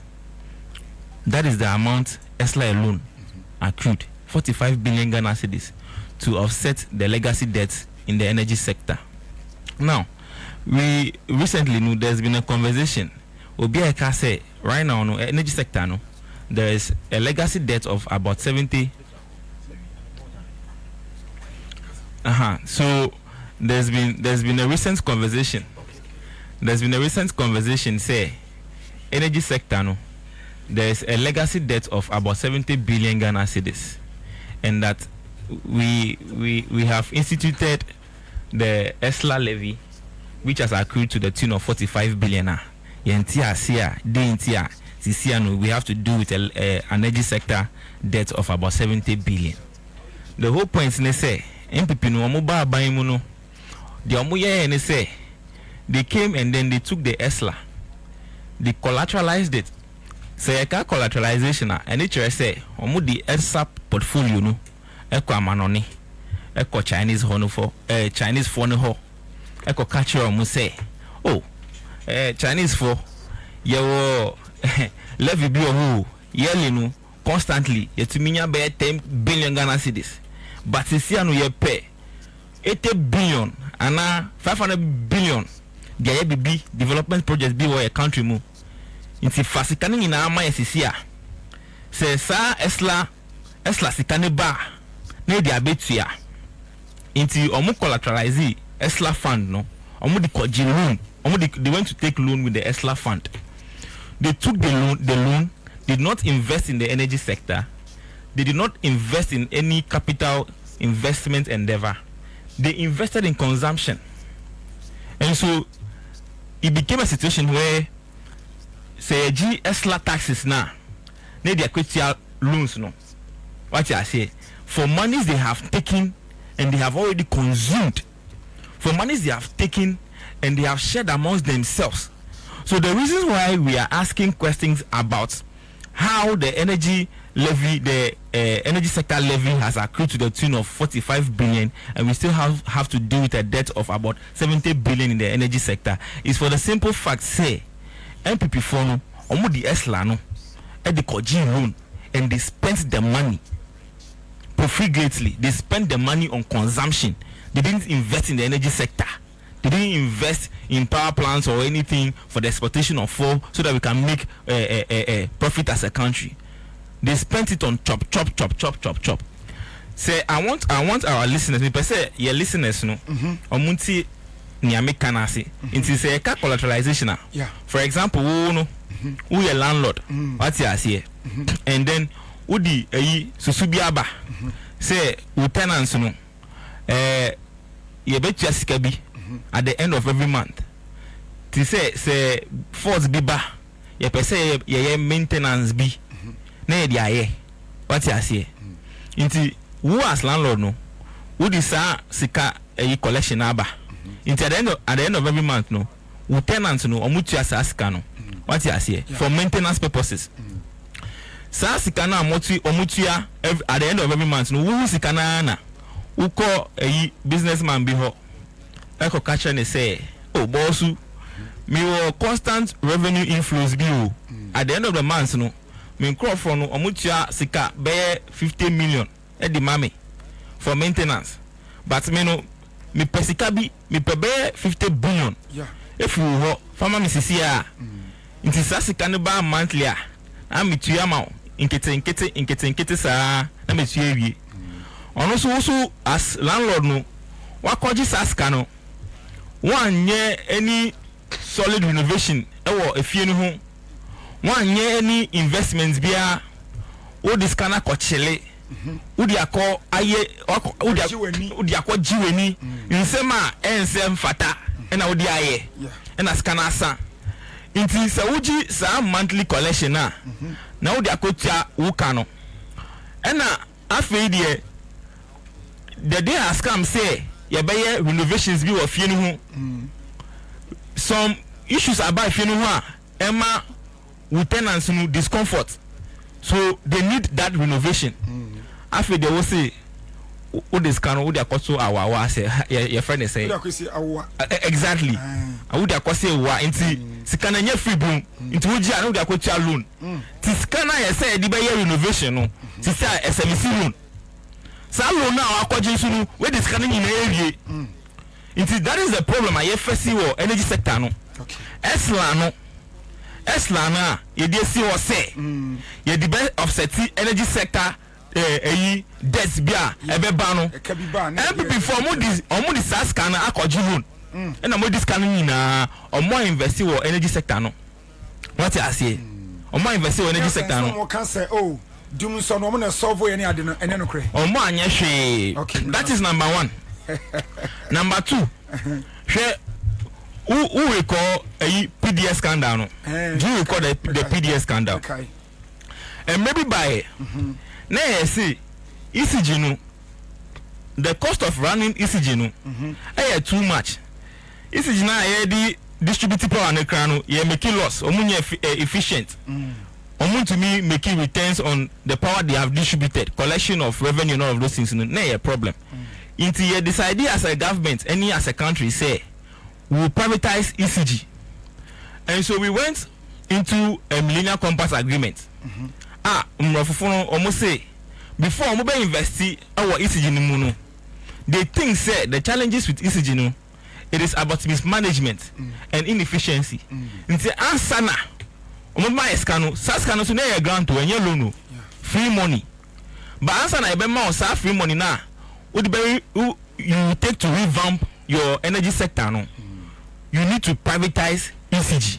What I say? Okay, privatization, you know, I said it to say you will give it to private individuals to manage because according to the donors, the private sector has more efficiency. What I say? Inti Gabi Ochedako, anybody miamo, okay, they came together as a family and took our ECG $20 billion ECG assets. Okay, Edima family and friend. okay, as these private partners are Ombabe and manage ECG no.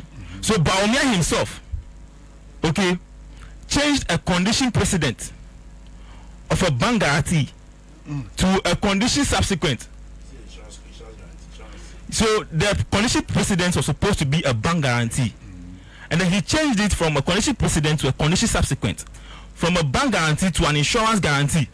Bank guarantee literally said, "Asa na the ECG nebe maunu, be your account." Now share the room. You who say who was scout me higher initial investment. What you say? But when they did that, oh, scanning umbenya. There's no need to open their banks for us to see how much they have in their accounts. It's subsequently they will have the money to operationalize the and some insurance guarantee now. I'm presenting fraudulent. What I say, it was a fraudulent document because bank guarantee there's no way you can fraudulently, bring about a bank guarantee. So they brought about a fraudulent insurance guarantee, and so $2 billion US. I was saying millennial compass agreements. We lost it. Okay. And 600 million Ghana cedis. Sales of electricity. Within that 6 months period. Okay. Omudiama PDS for no till today. What's I say? So those are the reasons why we still have the existing challenges. Okay. The war energy sector. Okay. But me person me assure our listeners. Any Ghana phone say President John Dramani Mahama has done it before. Okay. And he will do it again. Okay. Today, when we listen to the energy minister, he was in the cabinet meeting. Yeah. The agreement that was reached was that we need to stop powering our electricity production from fuel to gas. Okay.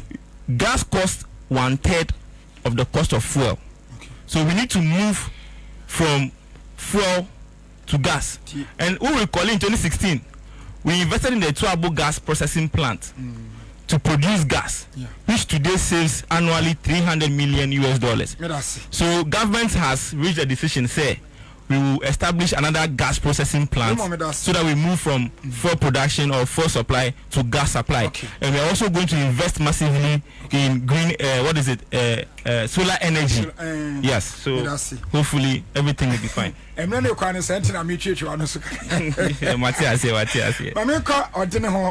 Kwame Abraham Boafo, opening. Everybody, I can you know, any nano could see Sadia Baya, Yan Kanye and Seven, a bet to me edgina. Cassadia amount for Kenya, Abulad Naponso, Cassade P. I didn't hear Cassia Tonwa, and you know. Then I sank here Tonwa Nanke, Yahuata Preconeja, or me or Majumana, Yajiasica. Company. Oh, a tono dear, and your fine, sir. She said, so Tonwa. Yeah, but fancy a tono trada, but say your inverse effects. Ebini say, so ton the my private man now. About employment issues, there is no space for other people. Yes, what you say. And until minority, and who say you don't put something on nothing. Okay. There is no load shedding. So why are you calling for a shedding timetable? Kumasi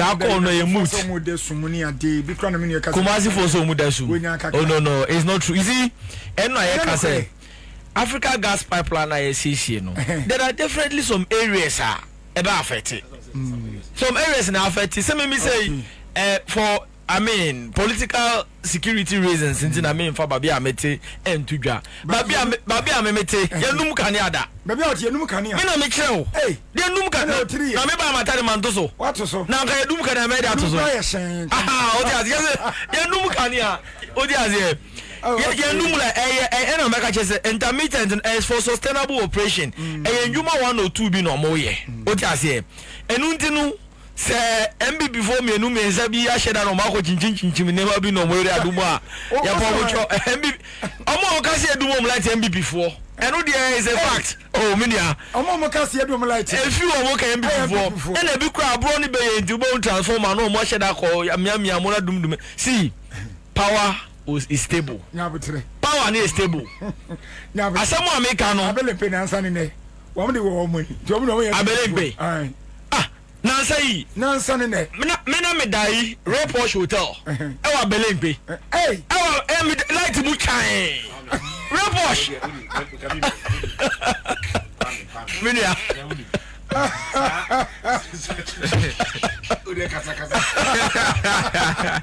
let me the report and so you see abelen gbenu kra no enye bebia okay there are some areas ayana omo enche na omaso and be na make no because report show turn no e wa belen gbe wa I was there for the past 3 days here okay ya da onyina bitie ya da light mu chan yeah enu ntinu yesre timamfo ebe na wonu aka asemu ya enu wode enu ba na boys ni testimony share ba bi akoyeto illegal no so part of the problem illegal connection no uko kairo na boys testimony share ba bi akoyeto illegal connection is also part of our problem like he rightly said uko Englander uko high obifia enya ofena ye twa light bill say they will calculate all what you pay as a bill and give you, so you are paying £600 a month which are maybe Wi-Fi with electricity use bibia e won preko and no rent and then you know it's similar to Ayaga proposal and say let's say a household which are 200 cedis what I say and then you know say apartment amete you have an apartment in the see 1,000 for a month landlord no be strike 1,000 by the number of rooms are if you are all high na fix in the back rent mu and then was rent na 2,000 na you make 2,100 okay now more chance say this one is utility inclusive and you know who charge rent no now who charge bibia in advance o just say so I think we should be getting to that period because it is high time say say a bit to tax ebre abai spending so much money now also now that can you free just so mu kra na yo mu illegal no mu super no pay conditional and the do mat kakra no mu yedede e just say condition in the skin no and in the skin I so used to say you do like kakra na wo kire no o ti ase o so a uncha uncha tax so epa timomova like we are pleading with them say they should bear with the government they should bear with us say Bawumia and MPP force on mass of doom so then why are they complaining that there is light is going off say doom so is solved so why are they complaining now because say be kafra o to na say who problem and you said the problem is solved so it means that there is no problem again and we left a very reliable and sustainable power sector for them. Omuba no as a result of mismanagement. And omuya eden. Omu message bibia. Can you imagine Akufo-Addo Jiba? But Napo is a dentist. Who do be a wakosu and say yare on uzon go jan kania so. E be na na face problem facing dey. The other crown no. Sad nam ta kase bu onuma wo he baby na kotuna. There was specific people because them cause excellent. Who share HR practice? There is a concept you call the matching concept. You match, someone with a skill directed to any part of the knowledge the person has. What do you say? That is what President Mahama did. So the President Mahama appointment in Obibia Oko Bebiano and the upper hand of the sector. Okay. That is why we show most of the MPs felt disappointed. Say Bikafra, they didn't get appointment. It's not like that. It's about knowledge about the place. President Mahama said he is coming to leave it's a legacy term. What do I say? A legacy term. So it's about professionalism, it's about intellectualism, and the ministers who go be technocrats cannot bully them now with their technical skills. What do I say? Because Janapo is a deep energy guy. And to chief director and when Seno. Who said Dominic Aini, a doctor of the law. And to attorney minister of justice who doing Bolino. Just as compared to others. And into and Namukania Musa minimum say me GDA say very soon and I make a choice Janapo announce say cabinet approves a young construct a second pipe gas line and no senyame buana ewia reliably sustainably no and kanya na be shrine and I want it boni so Akufo-Addo mreso koso mai amanso nto yes boni akoso Akufo-Addo enso nto eno ni pa boni na ados na wo de kwase Akufo-Addo David see kronu akoso na nado aba bi se nyame pafi eno also count and so don't say at least Ghana. That's the Ghana Jubreo. So you see, but your mama is running it's a cleansing period. At least for the next 6 months, we are running the cleansing period. You better pay, I mean, Muslim phone Christian Mumon Pie now. Bonini a fear who for the go man, Yamin Dumon Popo, man, my come on. And so best I thought, I also more damn one minute, so bomb, you better power. And he, I tell for should bear with us. Okay. It's just, this is just for some temporary thing. Okay. Yamibua, Bibiabe, okay. Lights in the bed, also 24/7. Yo. I was so funny as then Anya day give us if we say give us Herbal Center no the Makato say a 9 give us people capsules but more than pebin wati you give us co capsules give us about mesham and I give us GC mesha won't be a eboa yade nyina adwane efri ni padua no emu afen so heritage month me pa cho bosu me wo mi a heritage month ye na ye celebrity o my Ghana me say ye ni Ghana aduane na ye hye Ghana ntade afen so ye nka ye krom kasa eno na CMG animekoi yadi akwanya ato de ama enkwada no amuko school junior school senior school for say talent awon wo de bra nya akukuduro na bra na wo ba de opeso ye bia be ma kwan na watumi aye afenso ensase makato se kumase atasama so ewo bebre escafole mu ebo no so ofo sanso ne wodan bi nso ewo enkran ha sei or ye odorous nchen wo circle obenya dan no ato na bia akokama glaucoma week enso makato se 14th March yay 14th March yawo ye bia kwan de ato e osiem de adwumakue mu me se wala boni so ho aha yo kokuba ku street so third dade work ha ne wo bra ni na ya nhwe ani se glaucoma ya de boni de efreni pani no ebi kan anase se na wonso watumi enya aduro papa ama ho ato top choco yanum bi wate we kokko ya milk ani sugar ani ye de aye ye di Independence Day no se yetimi edi Ghana ne nom Ghana enioma papa eti kokko ne ye de aye wunya de din so she fra 3-1 na eboa ana afen so you on the spread e ho kopepa no we am no kaseti si abontene enumere wono dofo munya bi mun pipe no mienu na top choko mun fanfam mam no de betumi de aye na de to aso de ma ye de aka ho enyame na meka e de akyerem police ni aduro no imbusa ba mesha no bi na apomtini ebekoye e de ma ho Father Abraham Balance Spiritual Hospital say bra of Anko barrier as of fun Star Oil Filling Station wada na o yade no ontu asem na ho entobusia emre no kwane sada citizen so and ye de emo meeting and we di asempa kwame apomaso mensa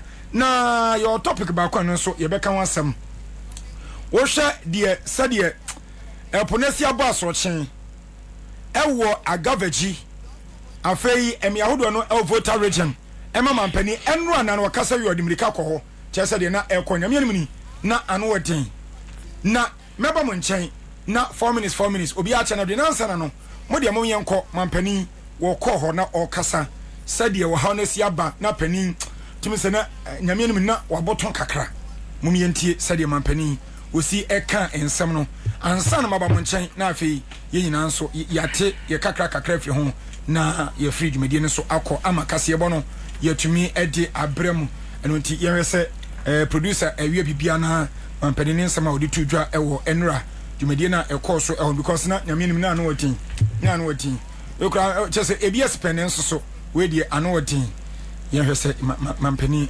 onsanya nkan ho producer ordinary wabo adwuma papa ye ni asemo paiti wono any producer obo ma bia koso na ehwe ne no edi amena yetimi abo amamotie sade mampani enra usi ekam yensa kamoma yentie sade usi ekano asemo paiti any producer obo ma bia koso na ehwe ne edi amena comprehensive report of what is happening. 51 households have been affected and 300 people have been displaced, and 80 meters of the coastline has been washed away. Now, when Chief was speaking, he touched on what the issue is. We started a sea defense project called Blekusu Phase 1. The feasibility study was also done for Blekusu Phase 2, and the understanding was that when the contractor finishes Phase 1, he will continue with Phase 2. Unfortunately, that didn't happen. So the project ended at Phase 1. Government did not provide funding to continue Phase 2. Phase 2 would have covered Akaveji, Salakope.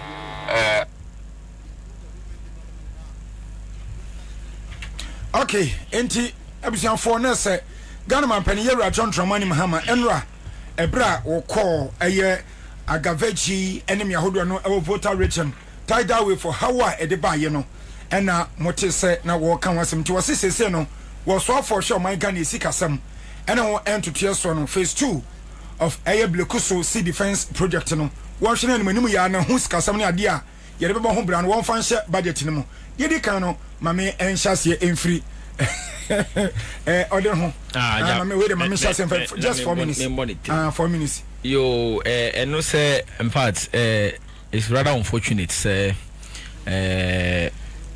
Sebika Fra say Odai Kra Wahan a diner who feel to Mpokra or option to get a different room at urgent time no crana. She stress our firm say Odahona, I mean tidal waves abe dislocated. It's very, very, very disturbing. Yeah. Debi Amigusu ka say the difference between probably President Mahama and Akufo-Addo. Let me do this two presidential comparison.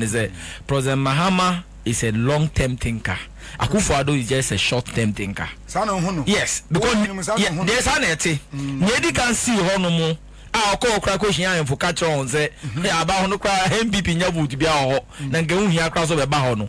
So that could have been a very good guide say going forward into the future. Nanka ya some long-term mechanisms to prevent that tidal waves. Share Uko Portsmouth or England. And so yeah. Portsmouth is just close, very close to the sea. But BBC says order. I've been to Portsmouth on several occasions. Unko Portsmouth na tidal waves and BBC say order. So the question is, Bronin thinking no, is it that the white is a different person on the earth? So the compassion and the urgent response President Mahama de call her what order his minister to fall and say urgently no move on fix it budget no muna permanent solution to the problem no is so commendable. It's very, very commendable. Now yeah, me anu mo voter region. Now me I go come to make I go back na jana nya papa. Be say me catch am say me atore baba na mi akata baba nami mele shobe de President Mahama la play NDC government la me odo say me make sure be de emi la maga go ta all those who be affected la I menya for sure be nadno play other government institutions la wa premianchi they will come to your aid now you make sure say okay at least there will be some first aid relief for affected people no whilst the president ne abamu mpenifonso no omo think the long term way to stop this forever and it's an unpleasant news but MP before the year propaganda ndra ya mame abna gomashi eko parliament independent was it yesterday or something ya uso order na MP before the kazana and MP na Gomashi or Germany is it the she's in Germany? Yeah, she's in Germany. So the dance was in Germany because there was a video yesterday. Yeah, mama, a black Jifago, my MB before so, and I'm sure I dislocated in Crawford. No, it's not like that. You see, she's on an official assignment, and until this Bikafra or your minister say MP, and into no MP before who say, and then you got idea politics. I go for the crack for general culture him for say, and talk about man until go know who he has about, and until President Mahama yesterday was supposed to be a busy day, but sir, out of the busy schedule, no, who's even look at the emotions, the compassionate, and how I responded to what you say, or you'll be a Eden Akumaso, and until you say, you better find a lasting solution to this. That's it. Yo. I was for Malcolm no Maka and Chain, and I'm your passer, more cameras no end to me a man for because Obiani Abri, Obisa, Saturday, when I'm from Nelson, you're banning there. We see about Facebook or so. Ebra, Yeram Hammer, Penny Koye, Nipa do Koshia, one Wamuboja, Edishia no, and your man who do one more echo ya, a man for the coach, and I didn't Dabra Walker Sano. Just said the way I know see a show, humbleness, what they air Casanina no. Ye pia de ku ye Facebook no so Accra 100.5 FM wo de bra na ebehwe ye man pani ene sade enso ni si ye adane ajapade e ho no ba bia enso atwi fa ye e yo haw nenso ye ben de obi ka wo se enya abasa enya abasa enti Adam mama won so nche na 4 minutes yo na for conclude mama me da see the ACE there a very sad situation. Miangasa me free get to south our voter region, and so this incident is happening in my constituency, and so the people of Amuchinu, Salakofa, and the neighboring enclaves and all of that. No, Omunji, our consolation. You know, we empathize with them. The Americans say, President John Dramani Mahama, this new NDC government, you know, they have brought about a new breath of exactly.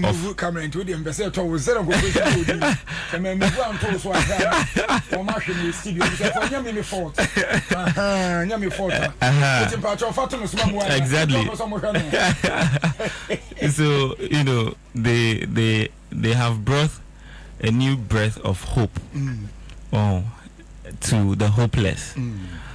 This situation, a BC war 2021-2022, to even get the president to speak about this situation, you would never find the president. But say, Bibi fire to Notre Dame Cathedral, you see the president typing on Facebook, commiserating with the people of France or people of Rome. Okay. But tidal wave situation happened in 2021-2022 in this country. The president did not comment about it.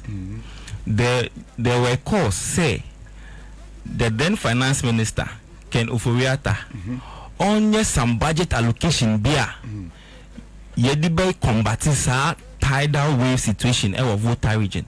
Na po beka say omuye sa ade na onube call demonstration. What's he say?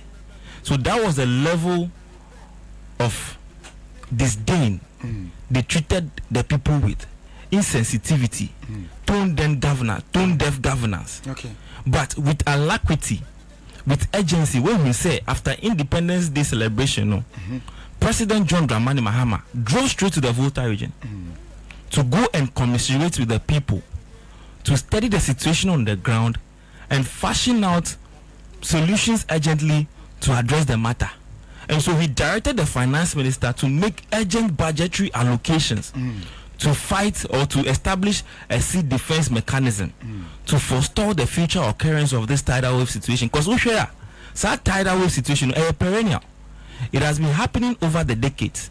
And so even in 2014, you know, the NDC completed the phase 1 of the Ketad Sea Defense project before we left. Since we left, the second phase, the phase 2 of that project has been abandoned. And so now that we are back, you know, I want to assure my people in the Ketu South constituency that we have a new government. The government is not tone deaf. The government is very sensitive to the plight of the ordinary Ghanaian people. And so urgent budgetary allocations will be made to forestall the persistent recurrence of this issue in the Volta region. It's very sad. But I want to assure the people of the Volta region that we are going to right all the wrongs and we are going to bring long-lasting, tenable solutions to their many challenges. Thank you. Because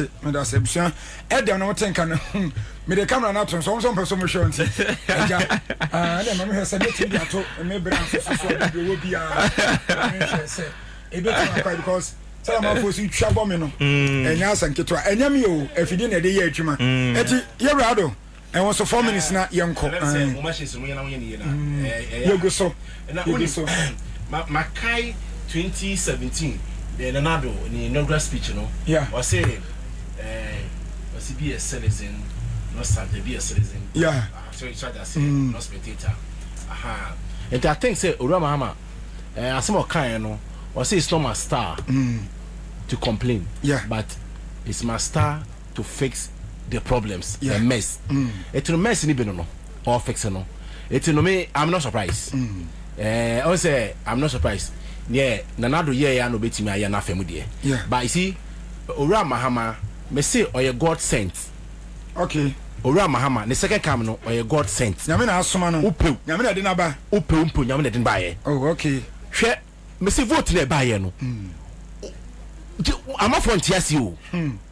Ama for ntiasi o. Or God sent. Eti no ye ni nyina, o se no ye ni nyina no, se the baby e fa.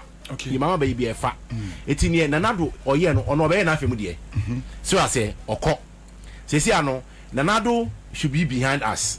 So I say but near where anim no so Roma ma fix am no. Ne ye mbo no ho ba mbo mpan fa mo ano. Okay. No timi solve your problems no.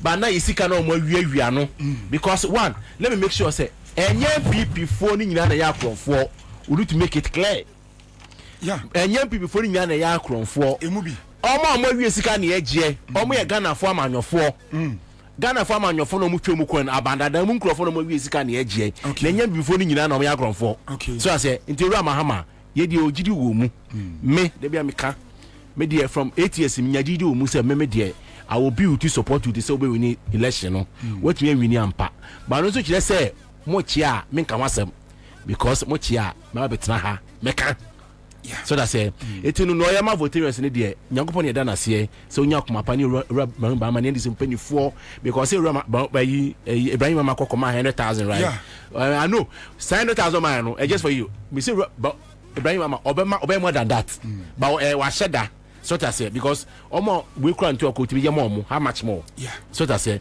etin abusua no ne say bompa ma abusua no ne na ye na abusuafo ne chief of staff ne a friend sample chairman national chairman ye bompa mo bia e say ketia we ye bompa mo because me godfather and Julius Debra ye nyina fi soro popo no so oh yes me ne na din komo ahia ya din komo say obi say ne ba so I say by say maintain ketra na say makoma chese me no because they say chief mamento kawai mamento nka because baby a president do no I don't need President Mahama because way back say Mama Winnie I don't need him or your president of the land vice president say me friend na no pokwaji man vice president me friend na no ehu or friend me back but now no or your vice man or mine nyet I don't me biom.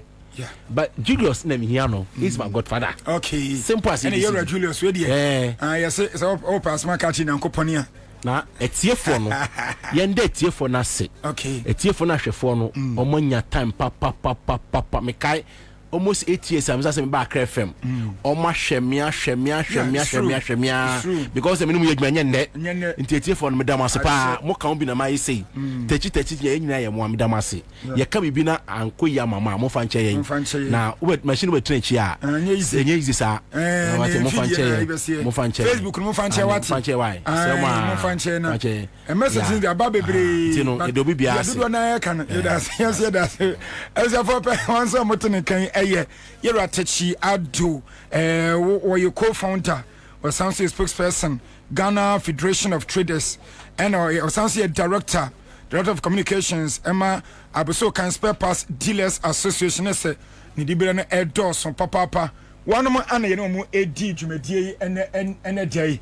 Yeah, one more as sorry and Tiosia, more fancy wati, and Yamepe and a and Facebook no, AB, I mean, comes on a better day be. One of them custom they call one Mike hold one which say beji a beji nyina a basis woman ni ati nunti anamano abasenti munya botre nyambo adwada de kono me gidi sempanfo be hwe na ja o ma solve producer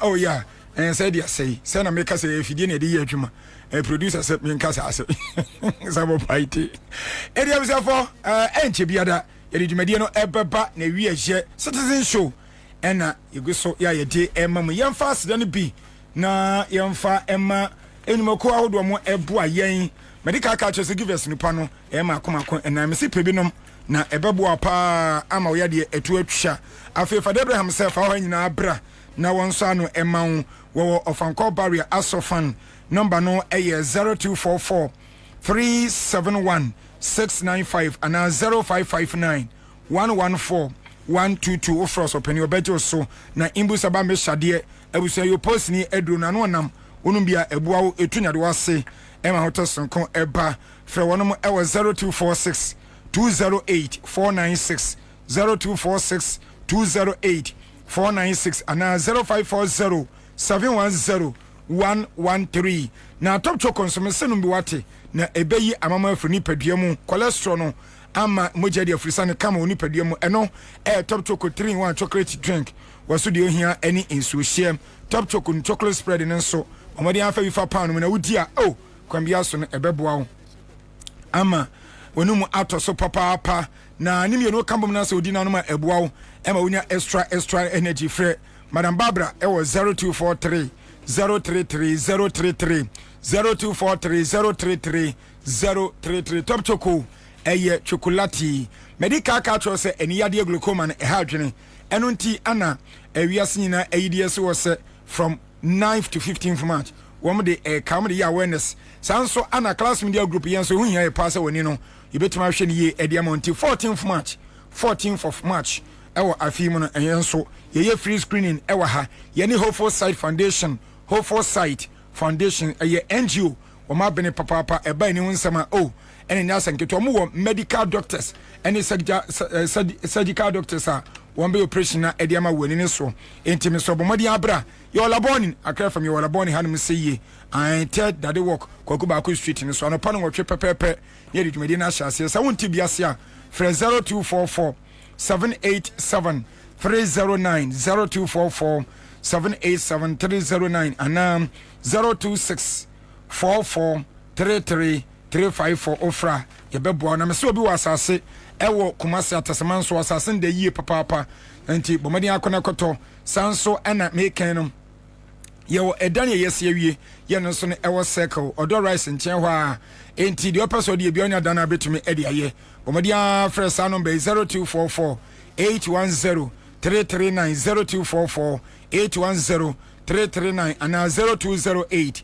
178 953 ofra ebeboa na Heritage Mountain so me se di Ghana aduane o hye Ghana ntade na ka okrom kasa eya eno ne ye Ghana kasa me pa 20 ye nkwada na mo odwina school ni senior school no yes talent na akopon de ama so betimi atonim kama betimi host show ibie say news ana de TV so no radio so ye mo akwanya eno ntima am ye papi mo aba no kwan no so fa no emehim eya 0245 929 220 0245 929 220 ofra mpedifo ebejo so mo ene wo edi enkomo sans ana atm eti abusiande adun de na yebekɔ na agya yakɔ akɔgye Benji Estate efise wono mo sidan papa eton adan papa mesew wo ma dan mo ton no eye papa na yebekɔ na agya wono mo ensase nso a wono mo eton de ama no nso eye papa no ntino menia yenkɔ na ene Benji fo enkodi enkomo ye ba na afi dwumadie no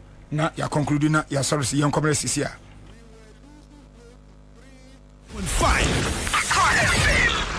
100.5 Medawasi esama wa kwaba edeba Accra 100.5 so na say 100.5 so there and then not just a Benji Estate and Investment na ya tena say there not just citizen show abane wie ye not just ye the asase ho nsem na ye de ba ba so ye de someone ye de someone say won so obetimi ababenya asase ye wa wo there mpenifo say ye hwehwe ade wo fie ne yenye bia na ye kwa abonten bebo dam firi fie enu fie enkan ne nkyesa abonten nem kofa nkodi there be Benji Estate say yenye ne sa ne ade wo no na odi enti ye de asase aba ana ye tutu nsase ne sre ene na basa ede ama oman Ghana mu timemufo ana se timemufo aye wo oman mu enti Benji Estate say obi enu omo chief ana sempa kodo anafo asempa kodo ana so obi enu ode ne nsa benkum kire ne Japan ana ne je fie me pa cho misro Benji Estate say ya adwene mo ho nkakra abosum be yensia ne ye no atena mframemu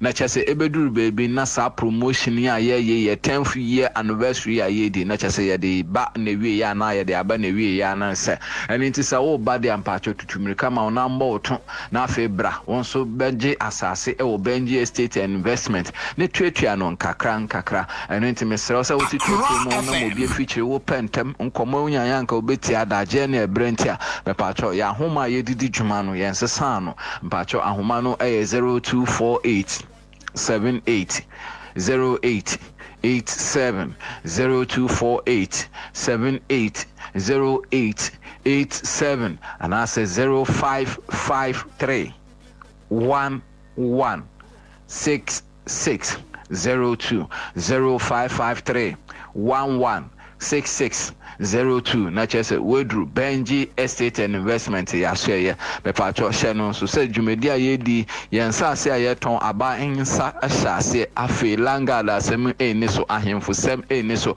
kona bra bia eni so ana obi aju sika ya mfa ma mpacho debi Benji Estate ashare na obaye ene udi dwade ampacho yensa kan we sika no asase no won so wonsa kan won so wosa kai wa asase a yenso yensa ebeka ye sika na enije sem ne say ye wonsa ase ewo emmia ma ko Chopoli, your assassin or Shy Hills, your assassin or Afia assassin or and after Central University, so assassin or me patrocian, so say you media yedi, ye de abosume by me and Sankusin Insia and ye di treaty assassin on kakra, assassin biara over power be and patrocian, so say would disika 5,000 Ghana cedis na shase, and to say assassin Nisicano Esson, Anna Isha Bacho Nina installment na ye, Anna say ye the 5,000 and the air shas and Pastor Sunshine nso bi say in Kania insu any akwan ewo yen sase nyina so afi de yedi ka ho bi mu ade ama won se se memene de biara ye koya asase no so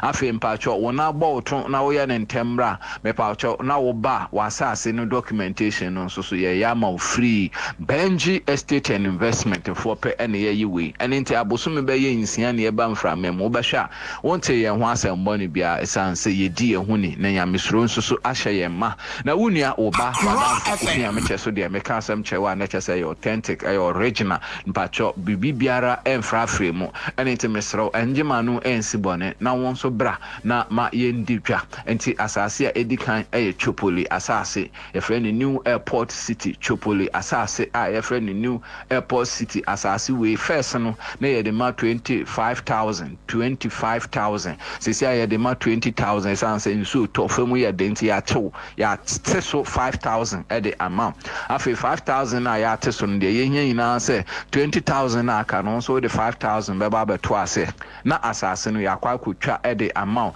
ye de ho nkrata e de ka ho at the amount no aba ba ye fie wura na wo tuatua no nkakra Benji Estate say ye dim fin share do eno nti ena ye sa promotion e de ama Ghana fo nyinara me pacho asase a etoso mienu Shy Osudoku a fa na Shy Hills pacho e ho asase no 30,000 se se a ya teso enso e de ama 25,000 na chese won so ye chew 5,000 na Benji Estate and Investment say sansa say ye bebo so nyina ye twa ne 70 by 100 shenen so say e 70 by 100 and a yecha yensase na sa 70 by 100 ye chi ne yese sika 5,000 beto ase ne twetua de aka na abosome miensa kosi ne nsia esanse nsu to na so fam ayeden esanse uti obi fia eye ahokere etoda na wu niska ebi wo ho mokra na de biara da na ye tum afiewurafo no tete na afi wo mom sa ema yenya haban ente enwe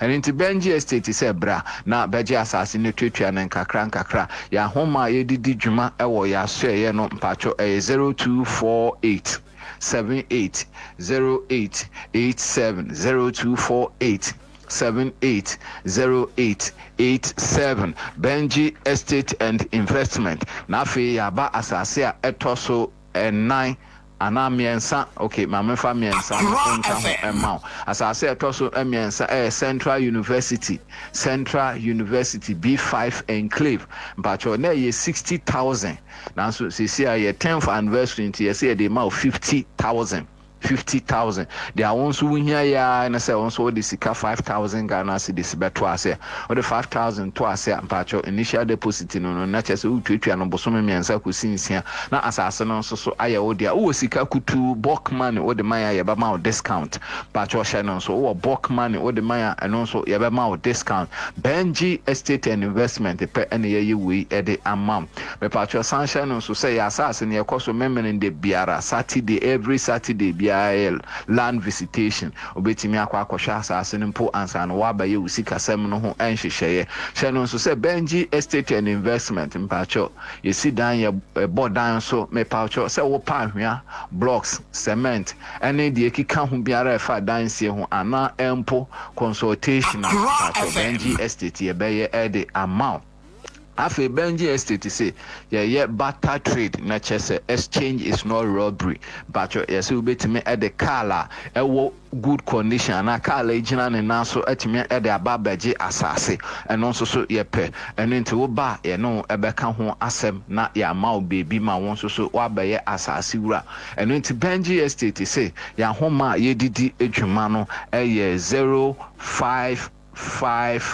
0553 116602 0553 116602 Benji Estate say bra na eniyen embedi dwa na behwe ya asase no every minute de biara me pacho san ehye no so say apart from the aye kan ho asemi Benji Estate ye wo ensase e wo temakom to 25 pram duduwa oyibi di aka ni nyina pa o pasa say be ma obi afi your commercial lands a ededa emmia pesa odi ye more ebia pesa odi ye side attraction and ankrofo betimi aba o playgrounds ahodo a Benji Estate say woni edi nkoma e benye bi edi amount afi ya sase a etwato a etoso en9 no me pacho afienya asase no eben Central University mpacho facheme afienya asase no ben Tor Estate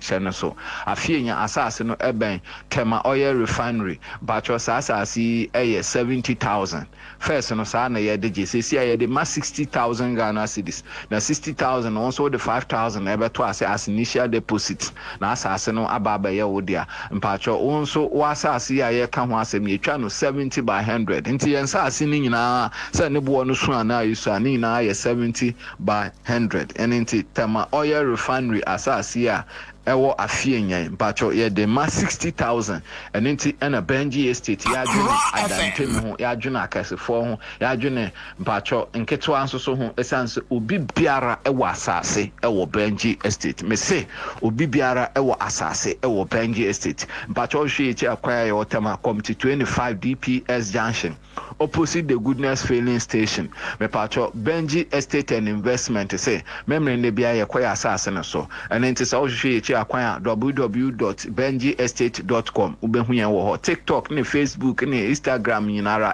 Benji Estate ye boy ansamra ne say follow your vision and own a property today do any so ade hu nechi na yen japade ende and into Benji Estate say 0248 780887 0248 780887 me pacho ana betimi afre 0553 116602 0553 116602 Benji Estate and Investment me pacho bra na beji asase sanse yetu ne sre ene abasa me pacho me sorry sui na chese news team no aye ready omode news chenchirinchi news authentic news original news aye frame news all corner all angle ye dandan mo ede amount me da wase me din ede Kofi nyameche obetimi afre me Ghana for Kofi ye besan ehia da sende makraw